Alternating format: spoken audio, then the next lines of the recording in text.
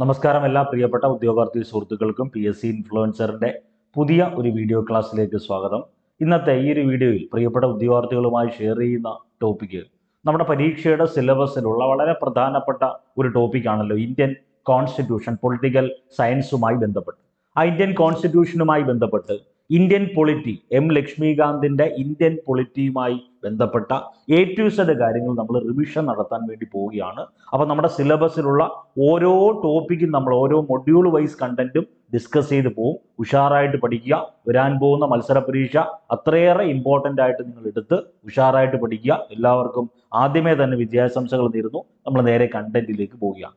ഈ ക്ലാസിന്റെ notes common Telegram ഗ്രൂപ്പിൽ അപ്ഡേറ്റ് ചെയ്തിട്ടുണ്ട്.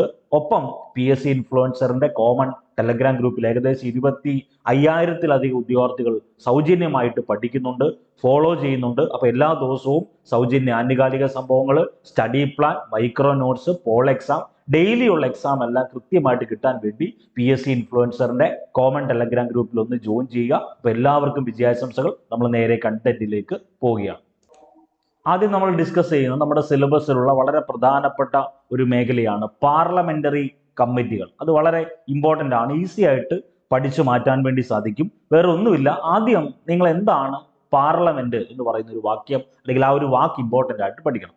പാർലമെന്റ് എന്ന് പറഞ്ഞാൽ വേറെ ഒന്നും നിങ്ങൾ ആലോചിക്കേണ്ട, ഏറ്റവും പ്രധാനപ്പെട്ടതാണ് രാജ്യസഭ, ഈ പറയുന്ന ലോക്സഭ, പ്രസിഡന്റ്. ഈ മൂന്ന് ഘടകങ്ങൾ ചേരുന്നതാണ് പാർലമെന്റ്. അപ്പൊ ഈ പറയുന്ന പാർലമെന്റ് എന്നറിയപ്പെടുന്ന, നമ്മൾ പറയുന്ന ഒരു വാക്കുണ്ട്, പാർലമെന്റ് എന്ന് പറഞ്ഞാൽ ഒരു എക്സിക്യൂട്ടീവ് ആണ്. ഓക്കെ, നമ്മൾ അവിടെയും ഡിസ്കസ് ചെയ്യുന്ന വസ്തുത ലെജിസ്ലേച്ചർ, എക്സിക്യൂട്ടീവ്, ജുഡീഷ്യറി എന്ന് പറയത്തില്ലേ. അപ്പൊ ലെജിസ്ലേച്ചർ എന്ന് പറഞ്ഞാൽ എന്തുവാ? നിയമനിർമ്മാണ വിഭാഗം.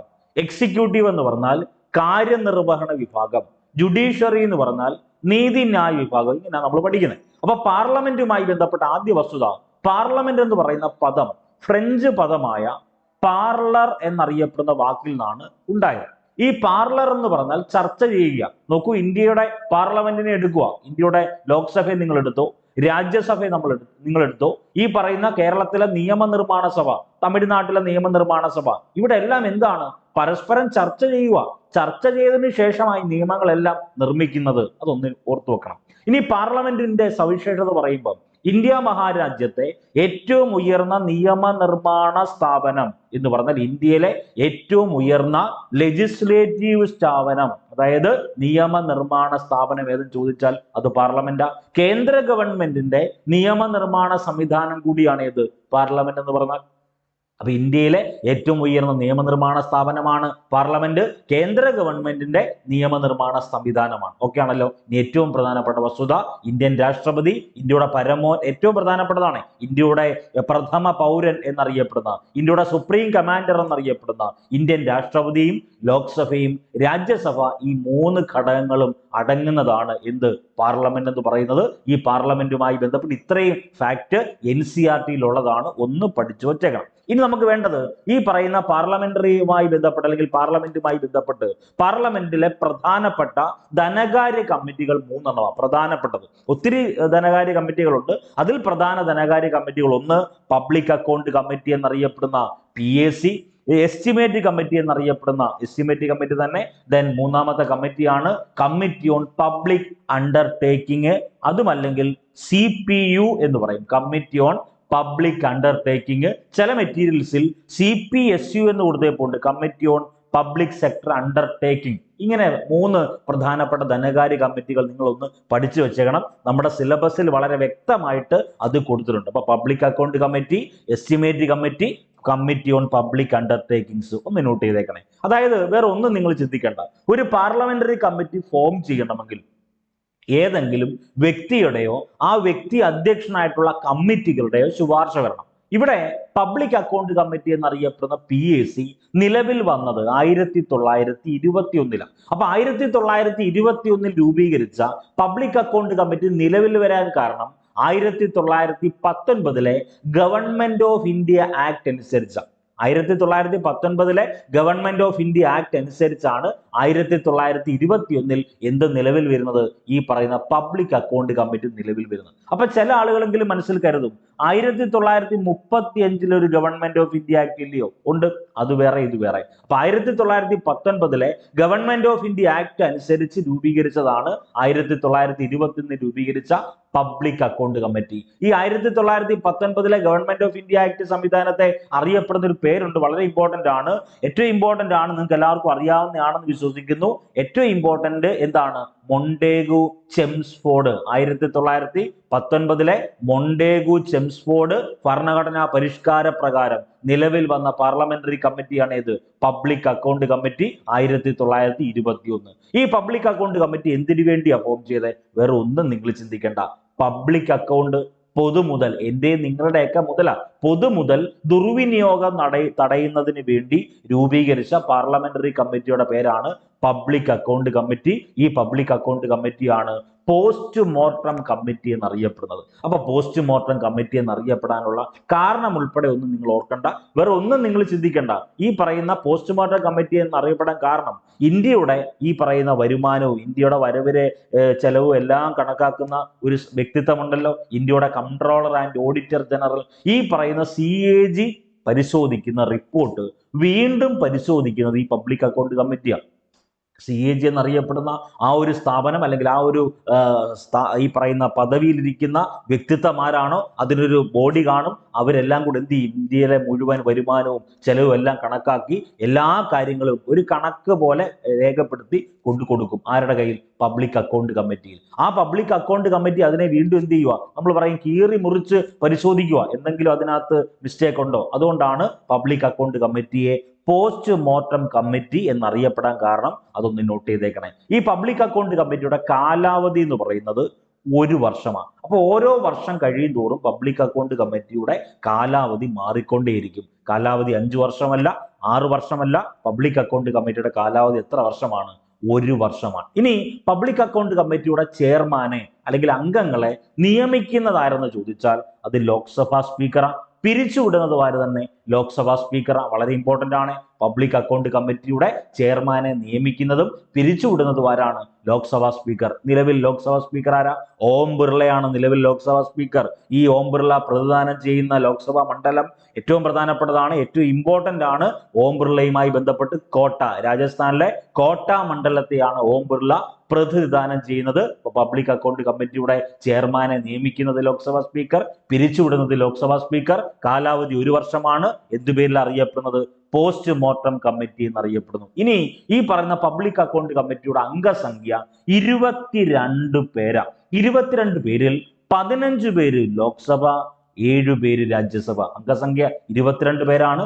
15 പേര് ലോക്സഭയിൽ നിന്ന്, 7 പേര് രാജ്യസഭയിൽ നിന്ന്. ഇനി ഏറ്റവും പ്രധാനപ്പെട്ട വസ്തുത, പബ്ലിക് അക്കൗണ്ട് കമ്മിറ്റിയുടെ ചെയർമാൻ എല്ലായ്പ്പോഴും പ്രതിപക്ഷ പാർട്ടിയിൽ നിന്നുള്ളതായിരിക്കും. വേറെ ഒന്നും നിങ്ങൾ ചിന്തിക്കേണ്ട. പൊതുമുതലെല്ലാം ആ സമയത്ത് ഒരു ഗവൺമെന്റ് നിലനിൽക്കുകയാണെങ്കിൽ ആ ഗവൺമെന്റ് നിലനിൽക്കുന്ന സമയത്ത് ആ രാജ്യത്തെ പൊതുമുതലെല്ലാം വിനിയോഗിക്കുന്നത്, സംരക്ഷിക്കുന്നതൊക്കെ ഉത്തരവാദിത്വം ആർക്കാണുള്ളത്? ഭരണപക്ഷത്തിനാണ്. അപ്പൊ ഭരണപക്ഷത്തിലുള്ള ആളുകൾ എന്തെങ്കിലും വീഴ്ച വരുത്തിയാൽ അത് പെട്ടെന്ന് കണ്ടുപിടിക്കാനും നടപടി സ്വീകരിക്കാൻ വേണ്ടി പബ്ലിക് അക്കൗണ്ട് കമ്മിറ്റിയുടെ ചെയർമാൻ എപ്പോഴും ആരായിരിക്കും? പ്രതിപക്ഷ പാർട്ടിയിൽ നിന്നുള്ളതായിരിക്കും. ഒന്നെങ്കിൽ പ്രതിപക്ഷ നേതാവാകാം, അല്ലെങ്കിൽ പ്രതിപക്ഷ പാർട്ടിയിൽ ഏതെങ്കിലും ഒരു അംഗമായിരിക്കാം. നിലവിൽ പബ്ലിക് അക്കൗണ്ട് കമ്മിറ്റിയുടെ അധ്യക്ഷൻ മലയാളിയാണ്, KC വേണുഗോപാല പബ്ലിക് അക്കൗണ്ട് കമ്മിറ്റിയുടെ നിലവിൽ അധ്യക്ഷൻ. മാറുന്ന സമയത്ത് മാറ്റി അപ്ഡേറ്റ് ചെയ്യാം. അതുകൊണ്ടാണ് ഞാൻ കറണ്ട് അഫയേഴ്സ് കണ്ടന്റ് പറയാത്തത്. ഒന്ന് നോട്ട് ചെയ്തേക്കണേ. ഇനി CAG എന്നറിയപ്പെടുന്ന കൺട്രോളർ ആൻഡ് ഓഡിറ്റർ ജനറൽ ഉണ്ടല്ലോ, ഈ CAG നൽകുന്ന റിപ്പോർട്ടുകൾ ആദ്യം പരിശോധിക്കുന്നത് പബ്ലിക് അക്കൗണ്ട് കമ്മിറ്റിയാണ്. ഈ പബ്ലിക് അക്കൗണ്ട് കമ്മിറ്റി കീറി മുറിച്ച് പരിശോധിക്കുക. CAG കൊടുത്ത റിപ്പോർട്ടിൽ എന്തെങ്കിലും വിഷയമുണ്ടോ അല്ലെങ്കിൽ വൈരുദ്ധ്യം ഉണ്ടോ, ഏതെങ്കിലുമൊക്കെ പ്രശ്നം ഉണ്ടോ എന്ന് കീറി മുറിച്ച് പരിശോധിക്കുന്നത് കൊണ്ടാണ് എന്തിനെ പബ്ലിക് അക്കൗണ്ട് കമ്മിറ്റിയെ എന്തുപേര് അറിയപ്പെടുന്നത്? പോസ്റ്റ് മോർട്ടം കമ്മിറ്റി എന്നറിയപ്പെടുന്നത്. ഈ CAG അറിയപ്പെടുന്ന പേരെന്തുവാ? CAG അറിയപ്പെടുന്ന പേര് വാച്ച് ഡോഗ് ഓഫ്, ഏറ്റവും ഇമ്പോർട്ടന്റ് ആണ്, watch dog of Indian public finance. Indian പൊതുഖജനാവിന്റെ കാവൽക്കാരൻ എന്നറിയപ്പെടുന്നത് ഈ CAG ആണ്. ഇന്ത്യൻ പൊതുഖജനാവിന്റെ കാവൽക്കാരൻ എന്നറിയപ്പെടുന്നത് CAG. 4 കാവൽക്കാരന്മാരാണ് കോമ്പറ്റേറ്റീവ് എക്സാമിനേഷന് ചോദിക്കുന്നത്. ഒന്ന് ഇന്ത്യൻ ഭരണഘടനയുടെ കാവൽക്കാരൻ, അത് സുപ്രീം കോടതിയാണ്. ഇന്ത്യൻ ഭരണഘടനയുടെ കാവൽക്കാരൻ എന്നറിയപ്പെടുന്നത് സുപ്രീം കോടതി. ഇന്ത്യൻ മെറിറ്റ് സമ്പ്രദായത്തിന്റെ കാവൽക്കാരൻ എന്നറിയപ്പെടുന്നത് UPSC. ഇന്ത്യൻ പൊതുഖജനാവിന്റെ കാവൽക്കാരൻ എന്നറിയപ്പെടുന്നത് CAG. വളരെ ഇമ്പോർട്ടന്റ് ആണ്. ഇനി ഒരു കാവൽക്കാരൻ കൂടെ ഒന്ന് ഓർത്തു വെക്കുക, ഇന്ത്യൻ മനുഷ്യാവകാശത്തിന്റെ കാവൽക്കാരൻ എന്നറിയപ്പെടുന്ന ആരായിരിക്കും? ഇന്ത്യയിലെ മനുഷ്യാവകാശത്തിന്റെ കാവൽക്കാരൻ എന്നറിയപ്പെടുന്നത് ദേശീയ മനുഷ്യാവകാശ കമ്മീഷനും മൗലികാവകാശങ്ങളുടെ സംരക്ഷകൻ എന്നറിയപ്പെടുന്നത് അത് സുപ്രീം കോടതിയാണ്. എല്ലാം കൂടെ കുഴഞ്ഞു പോകരുത്, തിരിയരുത്. അപ്പൊ CAG നൽകുന്ന റിപ്പോർട്ടുകൾ പരിശോധിക്കുന്നത് ആരാണ്? ഈ പബ്ലിക് അക്കൗണ്ട് കമ്മിറ്റിയാ. ഇനി ഈ പറയുന്ന പബ്ലിക് അക്കൗണ്ട് കമ്മിറ്റി ഈ CAG നൽകുന്ന റിപ്പോർട്ട് ഉണ്ടല്ലോ, ആ റിപ്പോർട്ട് ആർക്കാണ് സബ്മിറ്റ് ചെയ്യുന്നത് ചോദിച്ചാൽ അത് ലോക്സഭാ സ്പീക്കറൊക്കെ.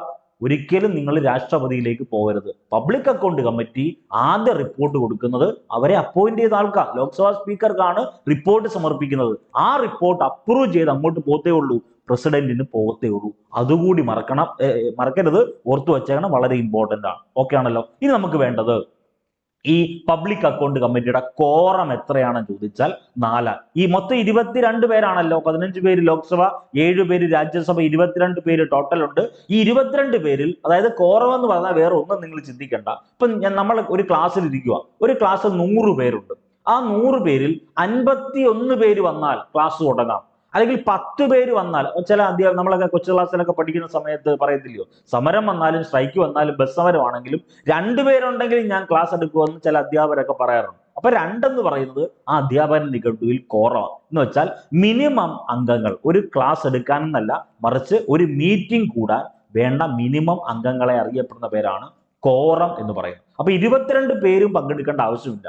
മീറ്റിംഗ് കണ്ടക്ട് ചെയ്യണമെങ്കിൽ 4 പേര് മതി. അപ്പം പബ്ലിക് അക്കൗണ്ട് കമ്മിറ്റിയുടെ കോറം എന്ന് പറഞ്ഞാൽ 4 ആണ്. ടോട്ടൽ മെമ്പേഴ്സ് 22 പേരാണ്. ഒന്ന് നോട്ട് ചെയ്തേക്കണം. ഇനി പബ്ലിക് അക്കൗണ്ട് കമ്മിറ്റിയുടെ കണ്ണും കാതും, I and year of PSC, public account കമ്മിറ്റിയുടെ കണ്ണും കാതും എന്നറിയപ്പെടുന്നത് CAG ആണ്. നേരെ തിരിച്ചു ചോദിക്കും, CAGയുടെ കണ്ണും കാതും ആരും ചോദിച്ചാൽ ഉത്തരമാര് തന്നെ PSC. തിരിച്ചും മറിച്ചും പബ്ലിക് അക്കൗണ്ട് കമ്മിറ്റിയുടെ കണ്ണും കാതും എന്നാണ് പരീക്ഷയ്ക്ക് ചോദിക്കേണ്ടത്. പക്ഷെ ചോദ്യകർത്താവ് നേരെ തിരിച്ചു ചോദിച്ചാൽ ഉത്തരമായിട്ട് വരേണ്ടത് തിരിച്ചു മറിച്ചുമാണെന്ന് നോട്ട് ചെയ്താൽ മാത്രം മതി. അടുത്തത് പബ്ലിക് അക്കൗണ്ട് കമ്മിറ്റിയുടെ ചെയർമാനായ ആദ്യ മലയാളിയുടെ പേര് ജോൺ മത്തായി എന്ന. തിരിഞ്ഞു പോരുത്. അപ്പൊ ചില ആളുകൾ മനസ്സിൽ കരുതും ഇപ്പോഴൊരു മലയാളി അല്ലയോ പബ്ലിക് അക്കൗണ്ട് കമ്മിറ്റി. അത് ശരിയാണ്. KC വേണുഗോപാൽ, ആലപ്പുഴയുമായി ബന്ധപ്പെട്ട ആലപ്പുഴ ലോക്സഭാ മണ്ഡലത്തിൽ ലോക്സഭാ അംഗമാണ് അദ്ദേഹം. അതൊന്ന് നോട്ട് ചെയ്തേക്കുക, വളരെ ഇമ്പോർട്ടന്റ് ആണ്. ഓക്കെ, അടുത്തത് ഏറ്റവും പ്രധാനപ്പെട്ട കണ്ടന്റ് എസ്റ്റിമേറ്റ് കമ്മിറ്റി. എന്തുവാ ഈ എസ്റ്റിമേറ്റ് കമ്മിറ്റി എന്ന് പറഞ്ഞാൽ? വേറെ ഒന്നും നിങ്ങൾ ചിന്തിക്കേണ്ട, എസ്റ്റിമേറ്റ് ചെയ്യുക. ഒറ്റ കാര്യം മാത്രം ചിന്തിച്ചാൽ മതി. AFSനെ അല്ലെങ്കിൽ ബഡ്ജറ്റിനെ എസ്റ്റിമേറ്റ് ചെയ്യുക. 1950 ജോൺ മത്തായി കമ്മിറ്റിയുടെ റെക്കമെൻഡേഷൻ പ്രകാരം നിലവിൽ വന്ന പാർലമെന്ററി കമ്മിറ്റിയാണ് എസ്റ്റിമേറ്റ് കമ്മിറ്റി. അപ്പൊ ചില ആളുകളെങ്കിലും മനസ്സിലാക്കരുതും, എസ്റ്റിമേറ്റ് കമ്മിറ്റി ആരുടെ റെക്കമെൻഡേഷൻ പ്രകാരമാണ്? 1950 ജോൺ മത്തായി, മലയാളിയാണല്ലോ. ഈ ജോൺ മത്തായി കമ്മിറ്റി എന്ന് പറഞ്ഞാൽ ഒരു കമ്മിറ്റി ഫോം ചെയ്ത് അതിന്റെ ചെയർമാൻഷിപ്പ് ആർക്ക് കൊടുക്കുന്നു? ജോൺ മത്തായി കൊടുക്കുന്നു. അപ്പൊ അതുകൊണ്ട് തന്നെ ജോൺ മത്തായി കമ്മിറ്റി എന്ന് അറിയപ്പെടുന്നു. അപ്പൊ ജോൺ മത്തായി കമ്മിറ്റിയുടെ റെക്കമെൻഡേഷൻ പ്രകാരമാണ് 1950 എന്ത് നിലവിൽ വന്നത്? എസ്റ്റിമേറ്റ് കമ്മിറ്റി നിലവിൽ വന്നത്. ഏറ്റവും വലിയ പാർലമെന്ററി കമ്മിറ്റി, ഇന്ത്യയിലെ ഏറ്റവും വലിയ പാർലമെന്ററി കമ്മിറ്റി എസ്റ്റിമേറ്റ് കമ്മിറ്റിയാണ്. കാരണം 30 പേരുണ്ട്. ഈ 30 പേരും ലോക്സഭയിൽ നിന്ന് മാത്രമാണ്. അപ്പം ഏറ്റവും വലിയ പാർലമെന്ററി കമ്മിറ്റി എസ്റ്റിമേറ്റ് കമ്മിറ്റിയാണ്. എസ്റ്റിമേറ്റ് കമ്മിറ്റിയിൽ അംഗങ്ങളുടെ എണ്ണം 30 ആണ്. അടുത്തത്, ഈ എസ്റ്റിമേറ്റ് കമ്മിറ്റിയുടെ കാലാവധി എത്ര വർഷമാണെന്ന് ചോദിച്ചാൽ 1 വർഷമാണ്. അപ്പൊ നമ്മൾ നേരത്തെ പറഞ്ഞ പബ്ലിക് അക്കൗണ്ട് കമ്മിറ്റിയുടെ കാലാവധി 1 വർഷമാണ്. പരീക്ഷയിൽ കയറുമ്പോൾ 5 വർഷം എന്നൊക്കെ കാണുമ്പോൾ ദയവ് ചെയ്ത് അത് കറുപ്പിക്കരുത്.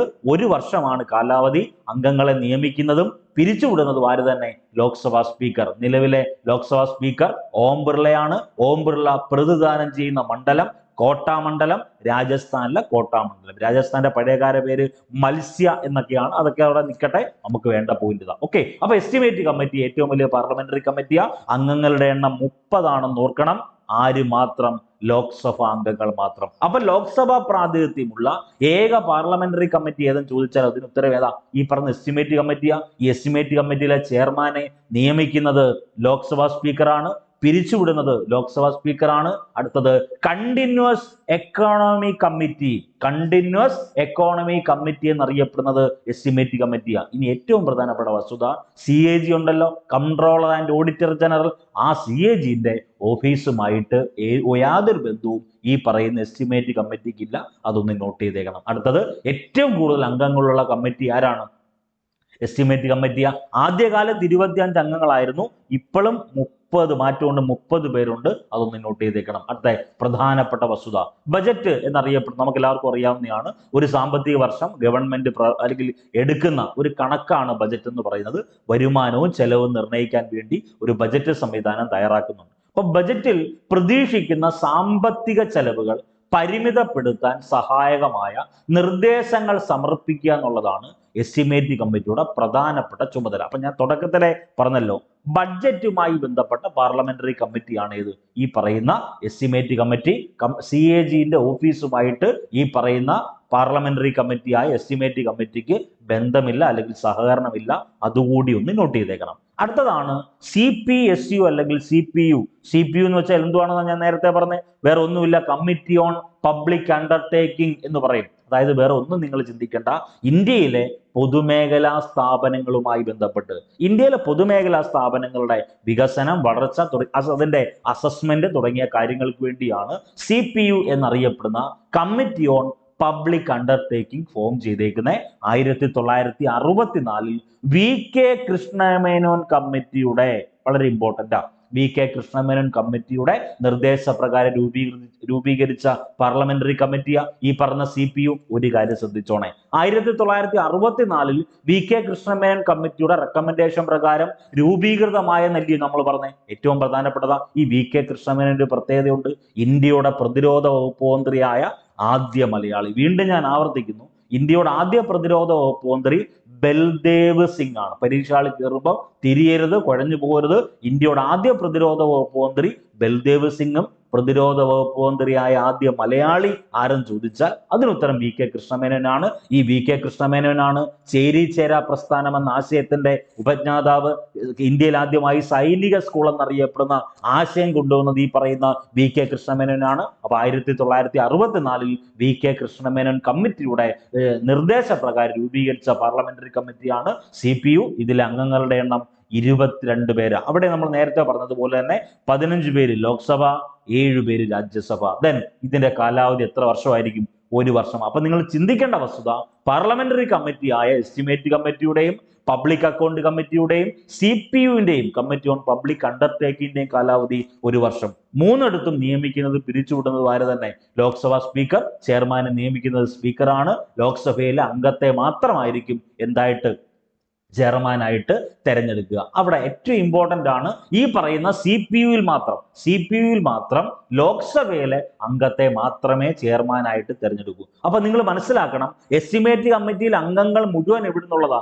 ലോക്സഭയിൽ നിന്ന് മാത്രമേ ഉള്ളൂ. പക്ഷെ ഇവിടെ ലോക്സഭയുണ്ട്, രാജ്യസഭയുണ്ട്. അതുകൊണ്ട് തന്നെ ലോക്സഭയിൽ നിന്നുള്ള ഈ അംഗത്തെ മാത്രമേ ചെയർമാനായിട്ട് തെരഞ്ഞെടുക്കത്തുള്ളൂ. അതുകൂടി നിങ്ങളൊന്ന് നോട്ട് ചെയ്തേക്കണം, വളരെ ഇമ്പോർട്ടന്റ് ആണ്. 3 പാർലമെന്ററി കമ്മിറ്റി ഈസി ആയിട്ട് ഇത്രയും കാര്യങ്ങൾ ജസ്റ്റ് ഒന്ന് അപ്ഡേറ്റ് ചെയ്യണം. അതിൽ KC വേണുഗോപാലിനെ മറക്കരുത്. പബ്ലിക് അക്കൗണ്ട് കമ്മിറ്റിയുടെ നിലവിലെ ചെയർമാൻ ആരെന്ന് ചോദിച്ചാൽ അത് KC വേണുഗോപാലാണ്. ഒന്ന് ഓർത്തു വെക്കണം. അടുത്ത ഒരു ചോദ്യം നിങ്ങളുമായിട്ട് ഷെയർ ചെയ്യുകയാണ്. ചോദ്യം ഇതാണ്, നിലവിൽ ഭരിക്കുന്ന രാഷ്ട്രീയ പാർട്ടി അടുത്ത തെരഞ്ഞെടുപ്പിൽ തങ്ങൾക്ക് ഗുണപ്രദമാകുന്ന തരത്തിൽ നിയോജക മണ്ഡലങ്ങൾ പുനർനിർണയം ചെയ്യുന്നതിനെ അറിയപ്പെടുന്ന പേരെന്താണ്? ആൻസർ അറിയാമെങ്കിൽ ഒന്ന് കമന്റ് ചെയ്തേക്കുക. വേറെ ഒന്നുമില്ല. ചോദ്യം ഇതാണ്, നിലവിൽ ഭരിക്കുന്ന രാഷ്ട്രീയ പാർട്ടി അടുത്ത തെരഞ്ഞെടുപ്പിൽ തങ്ങൾക്ക് ഗുണപ്രദമാകുന്ന തരത്തിൽ നിയോജക മണ്ഡലങ്ങളെ പുനർനിർണയം ചെയ്യുന്നതിനെ അറിയപ്പെടുന്ന പേരെന്താണ്? 4 ഓപ്ഷൻ ഉണ്ട്, ഞാൻ ഓപ്ഷൻ വായിക്കുന്നില്ല. ആൻസർ ഡയറക്റ്റ് അങ്ങ് പറഞ്ഞു പോകുന്നു. ആൻസർ നിങ്ങൾ കമന്റ് ചെയ്തു എന്ന് വിശ്വസിക്കുന്നു. ഇതൊരു ഡെപ്ത് ചോദ്യമാണ്. ഉത്തരം ജെറി മാൻഡറിംഗ് ആണ്. ഒന്ന് നോട്ട് ചെയ്തേക്കണേ, ജെറി മാൻഡറിംഗ്. വേറെ ഒന്നും നിങ്ങൾ ചിന്തിക്കേണ്ട. നോക്കൂ, ഇപ്പൊ കേരളത്തിൽ നിലവിൽ ഒരു ഗവൺമെന്റ് ഉണ്ട്. ശ്രീ പിണറായി വിജയൻ മന്ത്രിസഭ അല്ലെങ്കിൽ മുഖ്യമന്ത്രിയായ മന്ത്രിസഭ ഗവൺമെന്റ് നിലനിൽക്കുന്നുണ്ട്. ദെൻ കേന്ദ്രത്തിൽ നരേന്ദ്രമോദി ഗവൺമെന്റ് ഉണ്ട്. നരേന്ദ്രമോദി ഭരിക്കുന്ന അല്ലെങ്കിൽ BJP ഭരിക്കുന്ന നരേന്ദ്രമോദി പ്രധാനമന്ത്രിയാകുന്ന ഒരു ഗവൺമെന്റ് ഉണ്ട്. അവിടെ നിങ്ങൾ മനസ്സിലാക്കേണ്ട വസ്തുത, അവര് ഭരണത്തിലിരിക്കുക. അവരെന്ത് ചെയ്യുന്നു? അടുത്ത തെരഞ്ഞെടുപ്പിൽ അവർക്ക് ഗുണകരമാകുന്ന തരത്തിൽ ഓരോ പ്രദേശങ്ങളെ അവരുടെ പ്രദേശങ്ങൾ എന്ന് വെച്ചാൽ അവർക്ക് കൂടുതൽ വോട്ട് ഷെയർ ഉള്ള, കൂടുതൽ വോട്ട് കിട്ടാൻ സാധ്യതയുള്ള പ്രദേശങ്ങളൊക്കെ എന്ത് ചെയ്യും, നിയോജക മണ്ഡലങ്ങളായിട്ട് പുനർനിർണയം ചെയ്യുന്നതിനെ അറിയപ്പെടുന്ന പേര് ജെറി മാൻഡറിങ് എന്നാണ്. അപ്പൊ ചില ആളുകൾ മനസ്സിൽ കരുതും എന്തുവാ ഈ ഇനിഷ്യേറ്റീവ്, എന്തുവാ ഈ റഫറൻഡം, എന്തുവാ ഈ റീകോൾ. അതിലേക്ക് വരാം. ഇപ്പൊ രണ്ട് തരത്തിലാണ് ജനാധിപത്യ സംവിധാനം ഉള്ളത്. ഒന്ന് പ്രത്യക്ഷ ജനാധിപത്യവും പരോക്ഷ ജനാധിപത്യവും. നമ്മൾ പറയും ഡയറക്റ്റ് ഡെമോക്രസിയും ഇൻഡയറക്റ്റ് ഡെമോക്രസിയും. ഈ രണ്ട് കാര്യങ്ങൾ ഒന്ന് നോട്ട് ചെയ്തേക്കണം. ഡയറക്റ്റ് ഡെമോക്രസിയും ഇൻഡയറക്റ്റ് ഡെമോക്രസി. വേറെ ഒന്നും ചിന്തിക്കേണ്ട. ഇന്ത്യ എന്ന് പറയുന്നത് ഇൻഡയറക്റ്റ് ഡെമോക്രസിക്ക് ഉദാഹരണം, അതായത് പരോക്ഷ ജനാധിപത്യ സംവിധാനമാണ് ഇന്ത്യ. സ്വിറ്റ്സർലൻഡ് പ്രത്യക്ഷ ഈ പറയുന്ന പ്രത്യക്ഷ ജനാധിപത്യ സംവിധാനമാണ്, ഡയറക്റ്റ് ഡെമോക്രസിയുടെ ഉള്ള രാജ്യമാണ് സ്വിറ്റ്സർലൻഡ്. അവിടെ വേറെ ഒന്നും നിങ്ങൾ ചിന്തിക്കരുത്. ഈ പറയുന്ന പ്രത്യക്ഷ ജനാധിപത്യ സംവിധാനത്തിൽ അവിടുത്തെ ഗവൺമെന്റ് ഫോളോ ചെയ്യുന്ന 3 പ്രധാനപ്പെട്ട കാര്യങ്ങളുണ്ട്. അതാണ് നമ്മൾ ഇനി ഡിസ്കസ് ചെയ്യാൻ വേണ്ടി പോകുന്നത്. വളരെ ഇമ്പോർട്ടൻ്റ്. NCERT-യിൽ വളരെ വ്യക്തമായി കൊടുക്കുന്നുണ്ട് പ്രത്യക്ഷ ജനാധിപത്യ മാർഗങ്ങൾ. അതിനു മുമ്പ് ഒരു വാക്ക് ഒന്ന് നോട്ട് ചെയ്തേക്കണേ. ഫിലിബസ്റ്റർ എന്ന് പറയുന്ന ഒരു വാക്കുണ്ട്. ഫിലിബസ്റ്റർ വേറെ ഒന്നുമില്ല. പാർലമെന്റ് നമുക്കറിയാം, നമ്മൾ നേരത്തെ പറഞ്ഞു, പാർലമെന്റ് എന്ന് പറഞ്ഞാൽ ലോക്സഭയും രാജ്യസഭയും പ്രസിഡന്റും ചേരുന്നതാണ് ഇന്ത്യയുടെ പാർലമെന്റ്. ഇന്ത്യയുടെ പാർലമെന്റിൽ ഒരു ബില്ല് അവതരിപ്പിക്കുക. ഇന്ത്യയുടെ പാർലമെന്റിൽ അവതരിപ്പിച്ച ബില്ലിന്റെ വോട്ടെടുപ്പ് തടയാൻ വേണ്ടി മനഃപൂർവ്വം ഇവിടുത്തെ അംഗങ്ങൾ, നമ്മൾ തെരഞ്ഞെടുത്ത് വിട്ട കുറച്ച് അംഗങ്ങളുണ്ടല്ലോ, അവിടെ പോയിരിപ്പുണ്ടല്ലോ, അവത്തങ്ങൾ എന്ത് ചെയ്യുന്നു, മനഃപൂർവ്വം ചർച്ച നീട്ടി കൊണ്ടുപോകുന്നു. ഇതിനെ അറിയപ്പെടുന്ന പേരാണ് ഫിലിബസ്റ്റർ എന്ന് പറയുന്നത്. വളരെ ഇമ്പോർട്ടൻ്റ് ആയി ഇത് പരീക്ഷയ്ക്ക് ചോദിച്ചിട്ടുണ്ട്. പാർലമെന്റിൽ അവതരിപ്പിച്ച ബില്ലിന്റെ വോട്ടെടുപ്പ് തടയാൻ വേണ്ടി, വോട്ടെടുപ്പ് തടയാൻ വേണ്ടി മനഃപൂർവ്വം എന്ത് ചെയ്യും, ചർച്ച നീട്ടിക്കൊണ്ട് പോകുന്നതിനെ അറിയപ്പെടുന്ന പേരാണ് ഫിലിബസ്റ്റർ. ഓക്കെ, അടുത്ത കൺസെപ്റ്റിലേക്ക് പോവുകയാണ്. പ്രത്യക്ഷ ജനാധിപത്യ മാർഗം. വേറെ ഒന്നും നിങ്ങൾ ചിന്തിക്കേണ്ട. ഇപ്പൊ ഈ ക്ലാസ് കാണുന്ന എൻ്റെ പ്രിയപ്പെട്ട ഉദ്യോഗാർത്ഥികളിൽ ഒരാളെ, അത് എക്സ് ഓർ വൈ ആരുമായിക്കോട്ടെ, ഒരാളെ സ്വിറ്റ്സർലൻഡ് എന്നറിയപ്പെടുന്ന രാജ്യത്തെ ഒരു MLA ആയിട്ട്, അവിടെ MLA MP അല്ല, വേറെ ഏതെങ്കിലും പദമായിരിക്കും, അല്ലെങ്കിൽ ഒരു MP ആയിട്ട് നമ്മൾ തെരഞ്ഞെടുത്തു. അവിടുത്തെ ജനങ്ങൾ മൊത്തം തെരഞ്ഞെടുത്ത് വിട്ടു. പ്രത്യക്ഷ ജനാധിപത്യത്തിന്റെ പ്രധാനപ്പെട്ട മെറിറ്റാ പറയുന്നത്, ഡിമെറിറ്റും ഉണ്ട്. അപ്പൊ ഇവിടെ ഈ തെരഞ്ഞെടുത്ത് വിട്ട ആള് ചിലപ്പം അഖിൽ എന്ന് പറയുന്ന ഒരു വ്യക്തിയാണ്, അല്ലെങ്കിൽ സ്നേഹ എന്നറിയപ്പെടുന്ന ഒരു വ്യക്തിയാണ്, അല്ലെങ്കിൽ ആരും ആയിക്കോട്ടെ, എക്സ് ഓർ വൈ ആരും ആയിക്കോട്ടെ, ഒരാളെ നമ്മൾ തെരഞ്ഞെടുത്ത് വിട്ടു. അഖിലോ സ്നേഹയോ അല്ലെങ്കിൽ രമണിയോ രഞ്ജിത്തോ ആരും ആയിക്കോട്ടെ, നമ്മൾ പറഞ്ഞു വിട്ടതിന് ശേഷം അയാൾ നമ്മുടെ കാര്യങ്ങൾ എന്ന് വെച്ചാൽ തെരഞ്ഞെടുത്ത് വിട്ട് നമ്മുടെ കാര്യങ്ങളൊന്നും ചെയ്യുന്നില്ല, നമ്മൾ പറഞ്ഞ നിയമങ്ങളൊന്നും പാസ്സാക്കുന്നില്ല എങ്കിൽ നമുക്ക് അയാളെ എന്ത് ചെയ്യാം, തിരിച്ചു വിളിക്കാം, റീകോൾ ചെയ്യാം. തിരിച്ചു വിളിക്കുന്ന എന്തിനു വേണ്ടിയാ? പിരിച്ചുവിടാൻ വേണ്ടി. ഇതിനെ അറിയപ്പെടുന്ന പേരാണ് തിരിച്ചു വിളിക്കൽ. ഏത് ജനാധിപത്യ മാർഗം?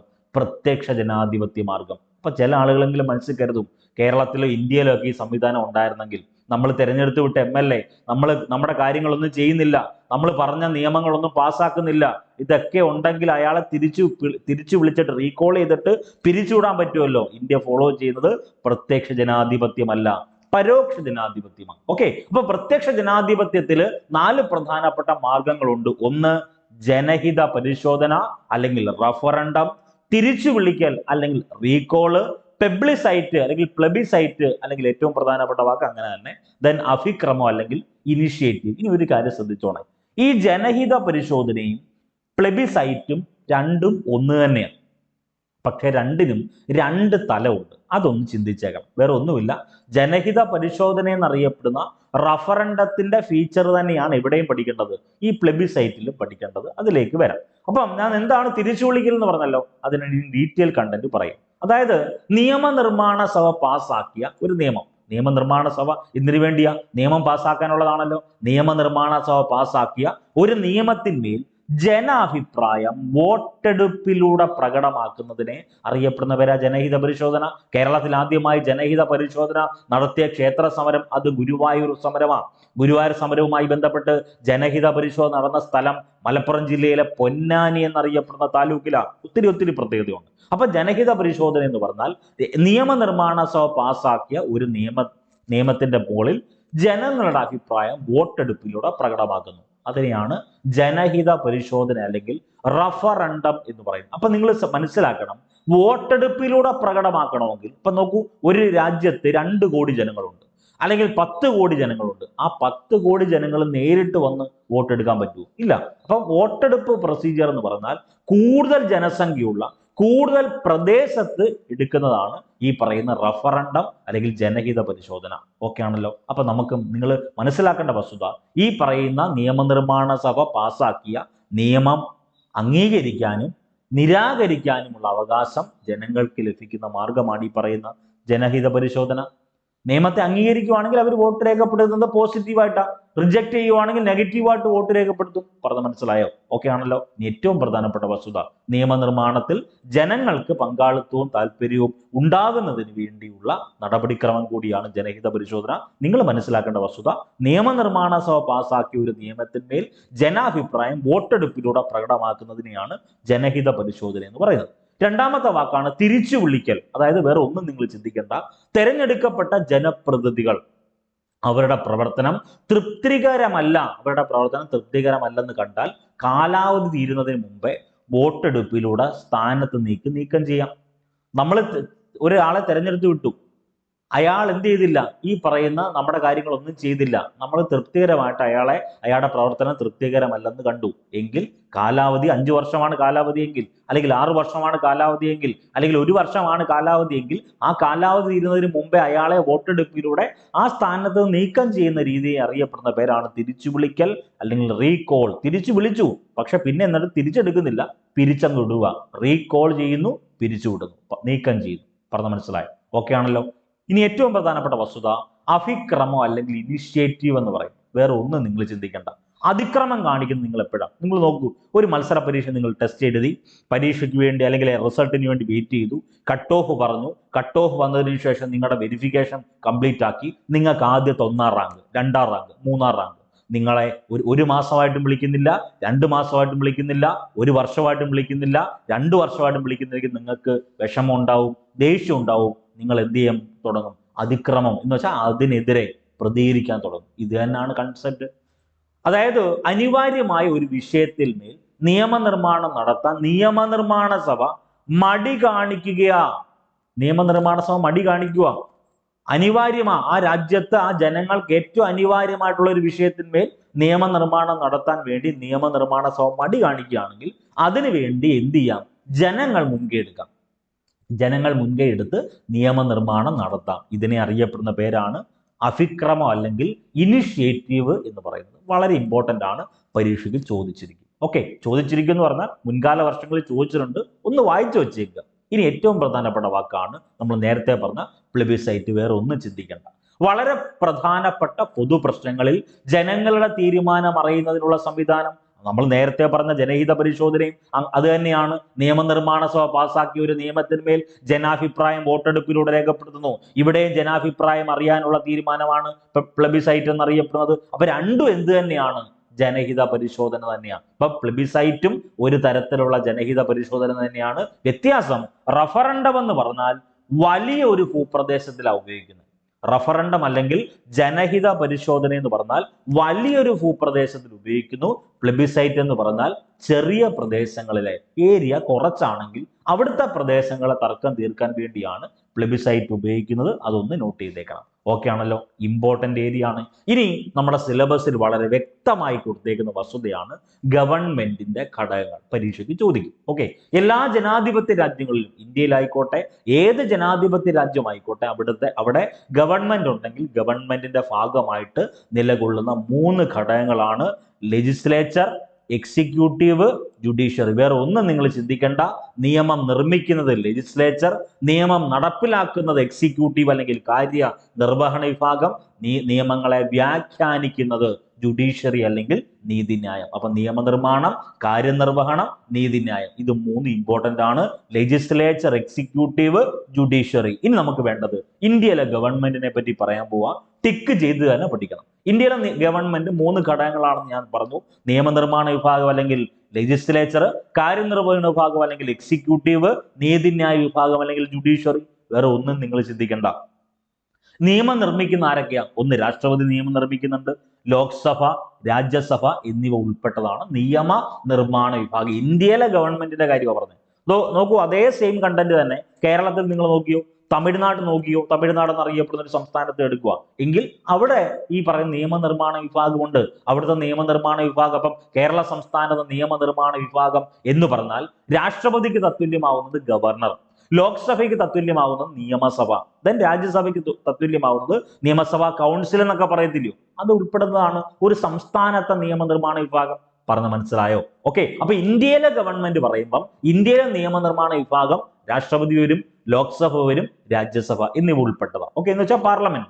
അടുത്തത് കാര്യനിർവഹണ വിഭാഗം അല്ലെങ്കിൽ എക്സിക്യൂട്ടീവ് എന്ന് പറഞ്ഞാൽ രാഷ്ട്രപതി വരും, ഉപരാഷ്ട്രപതി വൈസ് പ്രസിഡന്റ് വരും, പ്രധാനമന്ത്രി വരും, മന്ത്രിസഭ, ഉദ്യോഗസ്ഥ വൃന്ദം, ഇത്രയും അടങ്ങുന്നതാണ് എക്സിക്യൂട്ടീവ്, കാര്യനിർവഹണ വിഭാഗം. അപ്പൊ നിങ്ങളൊരു മത്സര പരീക്ഷ ടെസ്റ്റ് എഴുതി, നിങ്ങൾ IAS പരീക്ഷ എഴുതി, നിങ്ങൾ ജോലി ജോയിൻ ചെയ്തു, നിങ്ങൾ ഈ പറഞ്ഞ എക്സിക്യൂട്ടീവ് അതോറിറ്റിയാ, എക്സിക്യൂട്ടീവിനാണ് നിങ്ങൾ വരുന്നത്. നിങ്ങളൊരു മത്സര പരീക്ഷ എഴുതി, LD ക്ലർക്കൽ തസ്തികയിൽ ജോയിൻ ചെയ്തു, LGS ആയിട്ട് മത്സര പരീക്ഷ എഴുതി, അല്ലെങ്കിൽ ഏത് മത്സര പരീക്ഷ ആയിക്കോട്ടെ, അത് ഈ പറയുന്ന എക്സിക്യൂട്ടീവ് അഡ്മിനിസ്ട്രേഷനുമായി ബന്ധപ്പെട്ട പരീക്ഷകൾ എഴുതി കയറുവാണെങ്കിൽ നിങ്ങൾ ഈ എക്സിക്യൂട്ടീവ് അതോറിറ്റിക്ക് അത് വരുന്നതാണ്. പറഞ്ഞ് മനസ്സിലായോ? അപ്പൊ കാര്യനിർവഹണ വിഭാഗത്തിൽ വരുന്നതാണ് രാഷ്ട്രപതി, ഉപരാഷ്ട്രപതി, പ്രധാനമന്ത്രി, മന്ത്രിസഭ, ഉദ്യോഗസ്ഥ വൃന്ദം. ഓക്കെ ആണോ? അടുത്തത് നീതിന്യായ വിഭാഗം. നീതിന്യായ വിഭാഗം എന്ന് പറഞ്ഞാൽ സുപ്രീം കോടതി, ഇന്ത്യയുടെ പരമോന്നത കോടതി എന്നറിയപ്പെടുന്ന സുപ്രീം കോടതി, ഒരു സംസ്ഥാനത്തിന്റെ ഉന്നത കോടതി എന്നറിയപ്പെടുന്ന ഹൈക്കോടതി, ഒരു ജില്ലയുടെ ഉന്നത കോടതി എന്നറിയപ്പെടുന്ന ജില്ലാ കോടതികൾ,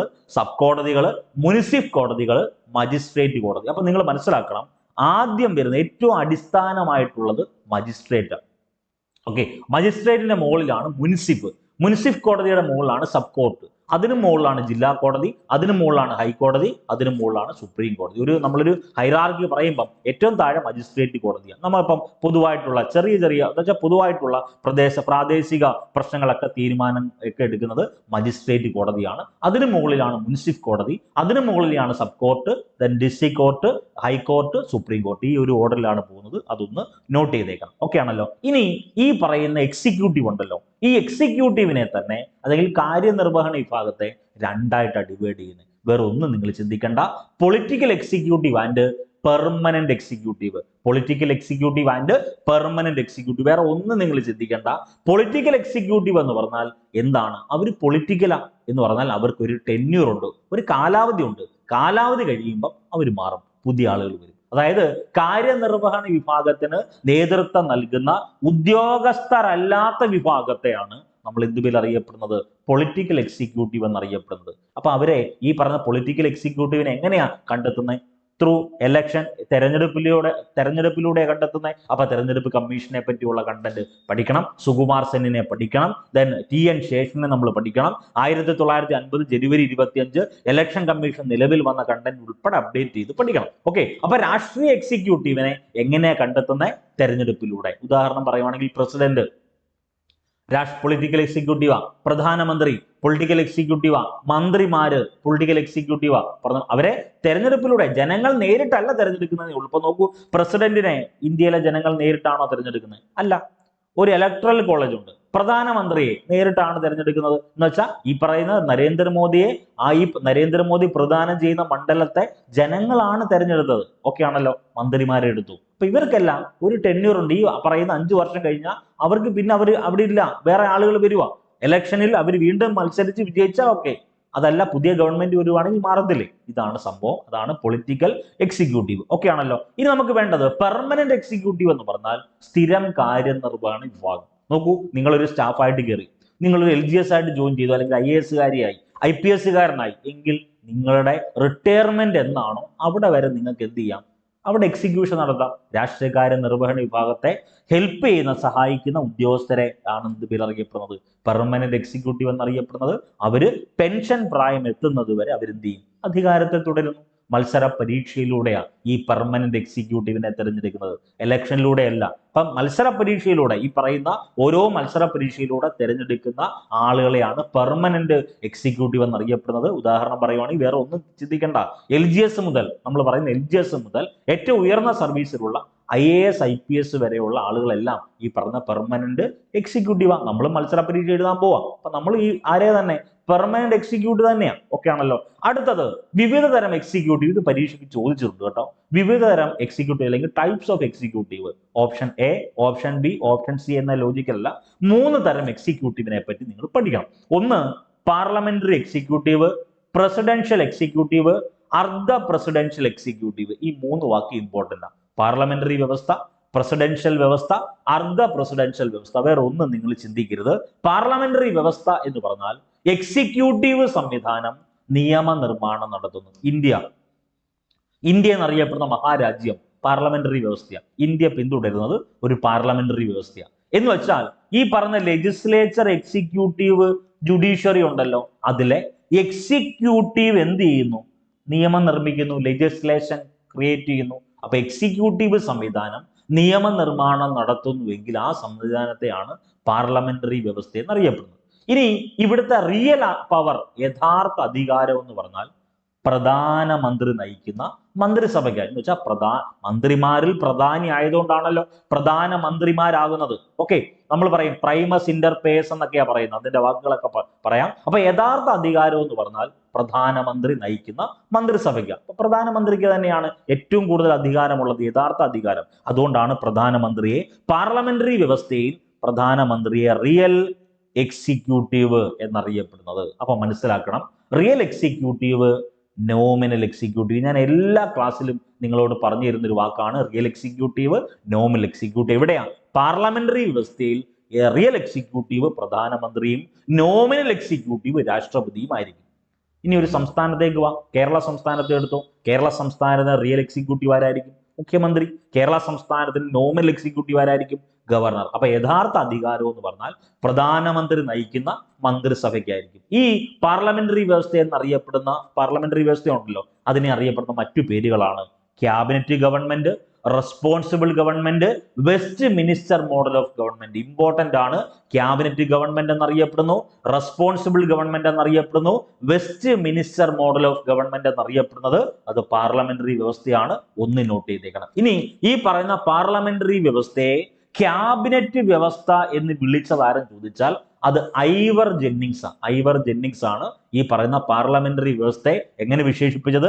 ക്യാബിനറ്റ് വ്യവസ്ഥ. പാർലമെന്ററി വ്യവസ്ഥ അറിയപ്പെടുന്ന മറ്റു പേരുകളൊക്കെ എന്ന് പറഞ്ഞാൽ ക്യാബിനറ്റ് വ്യവസ്ഥ അല്ലെങ്കിൽ ക്യാബിനറ്റ് ഗവൺമെന്റ് എന്നറിയപ്പെടുന്നു, റെസ്പോൺസിബിൾ ഗവൺമെന്റ് എന്നറിയപ്പെടുന്നു, Westminster model of government. മറക്കല്ലേ, Westminster model of government. ഇനി നമ്മൾ നേരത്തെ ഒരു വാക്ക് പറഞ്ഞായിരുന്നു, പ്രൈം മിനിസ്റ്റർ, പ്രധാനമന്ത്രി പറഞ്ഞില്ലായിരുന്നോ? ഈ ബ്രിട്ടീഷ് രാഷ്ട്രീയ വിദഗ്ധർ അവരുടെ മുൻകാലങ്ങളിൽ ക്യാബിനറ്റ് തലവനെ പ്രൈമസ് ഇന്റർ പേഴ്സ് എന്നാണ് വിശേഷിപ്പിച്ചത്. എന്ന് വെച്ചാൽ ഈ പറയുന്ന സമന്മാരിൽ ഒന്നാമൻ എന്ന മീനിങ്ങോട് കൂടിയ പ്രൈമസ് ഇന്റർ പേഴ്സ് എന്നാണ് വിളിച്ചത്. അങ്ങനെയാണ് ക്യാബിനറ്റ് തലവന് പ്രൈം മിനിസ്റ്റർ എന്ന് പറയുന്ന പേരുണ്ടാവുന്നത്. അപ്പൊ ഇന്ത്യക്ക് ഒരു ക്യാബിനറ്റ് ഉണ്ട്, കേന്ദ്ര ഗവൺമെന്റിന് ഒരു ക്യാബിനറ്റ് ഉണ്ട്. ആ ക്യാബിനറ്റിന്റെ തലവൻ ആരാണ്? അത് പ്രൈം മിനിസ്റ്ററാണ്. ക്ലിയർ ആണെന്ന് വിശ്വസിക്കുന്നു. മറക്കല്ലേ, ഏറ്റവും പ്രധാനപ്പെട്ട വാക്കാണ്, നമ്മളെ കുഴപ്പിച്ച് കളയും. ഈ ബ്രിട്ടീഷ് നിയമജ്ഞനുമായി ബന്ധപ്പെട്ട AV ഡൈസിയൊക്കെ നമ്മൾ ഡീറ്റെയിൽ ആയിട്ട് പഠിക്കും. ഓക്കെ, ഇനി ഈ പറയുന്ന പാർലമെന്ററി വ്യവസ്ഥയുടെ, ഇന്ത്യൻ പാർലമെന്ററി വ്യവസ്ഥയുടെ പ്രധാനപ്പെട്ട സവിശേഷത എന്ന് പറഞ്ഞാൽ നോമിനൽ ആൻഡ് റിയൽ എക്സിക്യൂട്ടീവ്. അപ്പൊ ഇന്ത്യയിൽ നോമിനൽ എക്സിക്യൂട്ടീവ് ആരാ? നോമിനൽ എക്സിക്യൂട്ടീവ് രാഷ്ട്രപതിയാ. റിയൽ എക്സിക്യൂട്ടീവ് ആരാ? പ്രധാനമന്ത്രിയാ. ദെൻ ഭൂരിപക്ഷമുള്ള പാർട്ടി ഭരിക്കുന്നു. അത് എല്ലാ രാജ്യത്തും അങ്ങനെ തന്നെയാണല്ലോ. ഭൂരിപക്ഷമുള്ള പാർട്ടി ആയിരിക്കും എന്ത് ചെയ്യുന്നത്? അവിടെ ഭരിക്കുന്നത്. ദെൻ കൂട്ടുത്തരവാദിത്വമുണ്ട്, രാഷ്ട്രീയ ഏകതയുണ്ട്, ഇരട്ട അംഗത്വം. ഇതൊക്കെ പാർലമെന്ററി വ്യവസ്ഥയുടെ സവിശേഷതയാണ്. പ്രധാനമന്ത്രിയുടെ നേതൃത്വം, ലോക്സഭയെ പിരിച്ചുവിടാൻ പറ്റും, രഹസ്യ സ്വഭാവമുണ്ട് ഈ പറയുന്ന ഗവൺമെന്റിനായിക്കോട്ടെ, ഗവൺമെന്റുമായി ബന്ധപ്പെട്ട എല്ലാ സംവിധാനങ്ങൾ പാർലമെന്ററി വ്യവസ്ഥയിൽ രഹസ്യ സ്വഭാവം ഉണ്ടായിരിക്കും. ദെൻ പാർലമെന്ററി വ്യവസ്ഥ ഇപ്പോൾ നിലനിൽക്കുന്ന രാജ്യങ്ങൾ ചോദിച്ചാൽ ഇന്ത്യ പാർലമെന്ററി വ്യവസ്ഥയെ ഫോളോ ചെയ്യുന്നത്, ഇറ്റലി, ജപ്പാൻ, ബ്രിട്ടൻ, പോർച്ചുഗൽ. അപ്പം ബ്രിട്ടൻ ഒക്കെ ഈ പറഞ്ഞ പാർലമെന്ററി വ്യവസ്ഥയാണ്. ഇന്ത്യ ഫോളോ ചെയ്യുന്നത് പാർലമെന്ററി വ്യവസ്ഥയാണ്. ശ്രീലങ്ക എന്തല്ല ഫോളോ ചെയ്യുന്നത്? പാർലമെന്ററി വ്യവസ്ഥയല്ല. അതുകൂടെ ഒന്ന് നോട്ട് ചെയ്തേക്കണേ. അപ്പൊ നമ്മുടെ അയൽ രാജ്യങ്ങളെ പറ്റി ഒരു ധാരണ ഉണ്ടാവണം. ഇന്ത്യ പാർലമെന്ററി വ്യവസ്ഥയാണ്, ഇറ്റലി പാർലമെന്ററി വ്യവസ്ഥയാണ്, ജപ്പാൻ, ബ്രിട്ടൻ, പോർച്ചുഗൽ, ഇത്രയും രാജ്യങ്ങൾ, പ്രധാനപ്പെട്ട ഇത്രയും രാജ്യങ്ങൾ പാർലമെന്ററി വ്യവസ്ഥയാണ്. അടുത്തത് പ്രസിഡൻഷ്യൽ വ്യവസ്ഥയെ പറ്റി പറയാൻ പോവാം. പ്രസിഡൻഷ്യൽ വ്യവസ്ഥ എന്ന് പറഞ്ഞാൽ അവിടുത്തെ രാഷ്ട്രതലവനും ഭരണത്തലവനും, എന്ന് വെച്ചാൽ റിയൽ എക്സിക്യൂട്ടീവും നോമിനൽ എക്സിക്യൂട്ടീവ് ഒരാൾ തന്നെ, പ്രസിഡന്റ് തന്നെ. അവിടുത്തെ രാഷ്ട്രതലവനും ഭരണത്തലവനും പ്രസിഡന്റാ. നോക്കൂ, ഇവിടുത്തെ ഇന്ത്യയിലെ രാഷ്ട്രത്തലവൻ ആരാ? രാഷ്ട്രപതി. ഭരണത്തലവൻ ആരാ? പ്രധാനമന്ത്രി. പക്ഷേ അമേരിക്ക എടുക്കുക അല്ലെങ്കിൽ ബ്രസീൽ എടുക്കുക, അവിടുത്തെ രാഷ്ട്രത്തലവനും ഭരണത്തലവനും പ്രസിഡന്റ് ആയിരിക്കും. പ്രസിഡന്റിനെ ആരാ? ജനങ്ങൾ നേരിട്ടാ തിരഞ്ഞെടുക്കുന്നേ. നോക്കൂ, ഇന്ത്യയുടെ രാഷ്ട്രപതിയെ ജനങ്ങൾ നേരിട്ടാണോ തിരഞ്ഞെടുക്കുന്നത്? അല്ല. പ്രധാനമന്ത്രിയെ ജനങ്ങൾ നേരിട്ടാണ് തിരഞ്ഞെടുക്കുന്നത്. പക്ഷേ ഈ പറയുന്ന പ്രസിഡൻഷ്യൽ വ്യവസ്ഥയിൽ പ്രസിഡന്റിനെ ജനങ്ങൾ നേരിട്ടാ തിരഞ്ഞെടുക്കുന്നേ. പ്രസിഡന്റ് നിയമനിർമ്മാണ സഭയിൽ അംഗമല്ല. Very very important area. President എന്നറിയപ്പെടുന്നത്, അതായത് അമേരിക്ക എടുത്തോ, നിങ്ങൾ ബ്രസീൽ എടുത്തു, അവിടെ പ്രസിഡന്റ് അവിടുത്തെ നിയമനിർമ്മാണ സഭയിൽ അംഗമല്ല. നിയമനിർമ്മാണ സഭയിൽ അംഗമല്ലാത്തത് കൊണ്ട് തന്നെ ആ രാജ്യത്തെ നിയമനിർമ്മാണ സഭ പിരിച്ചുവിടാൻ പ്രസിഡന്റിന് അധികാരമില്ല. നോക്കൂ, ഡൊണാൾഡ് ട്രംപിനെ നിങ്ങൾ എടുത്തു നോക്കിയോ? ഡൊണാൾഡ് ട്രംപ് അമേരിക്കയുടെ പ്രസിഡന്റാ, സമ്മതിച്ചു. പക്ഷേ അവിടുത്തെ നിയമനിർമ്മാണ സഭയുണ്ട്. ആ നിയമനിർമ്മാണ സഭ പിരിച്ചുവിടാൻ ഈ പറയുന്ന ഡൊണാൾഡ് ട്രംപിന് അധികാരമില്ല. കാരണം എന്താ? ഡൊണാൾഡ് ട്രംപ് പ്രസിഡന്റ് നിയമനിർമ്മാണ സഭയിൽ അംഗമല്ല.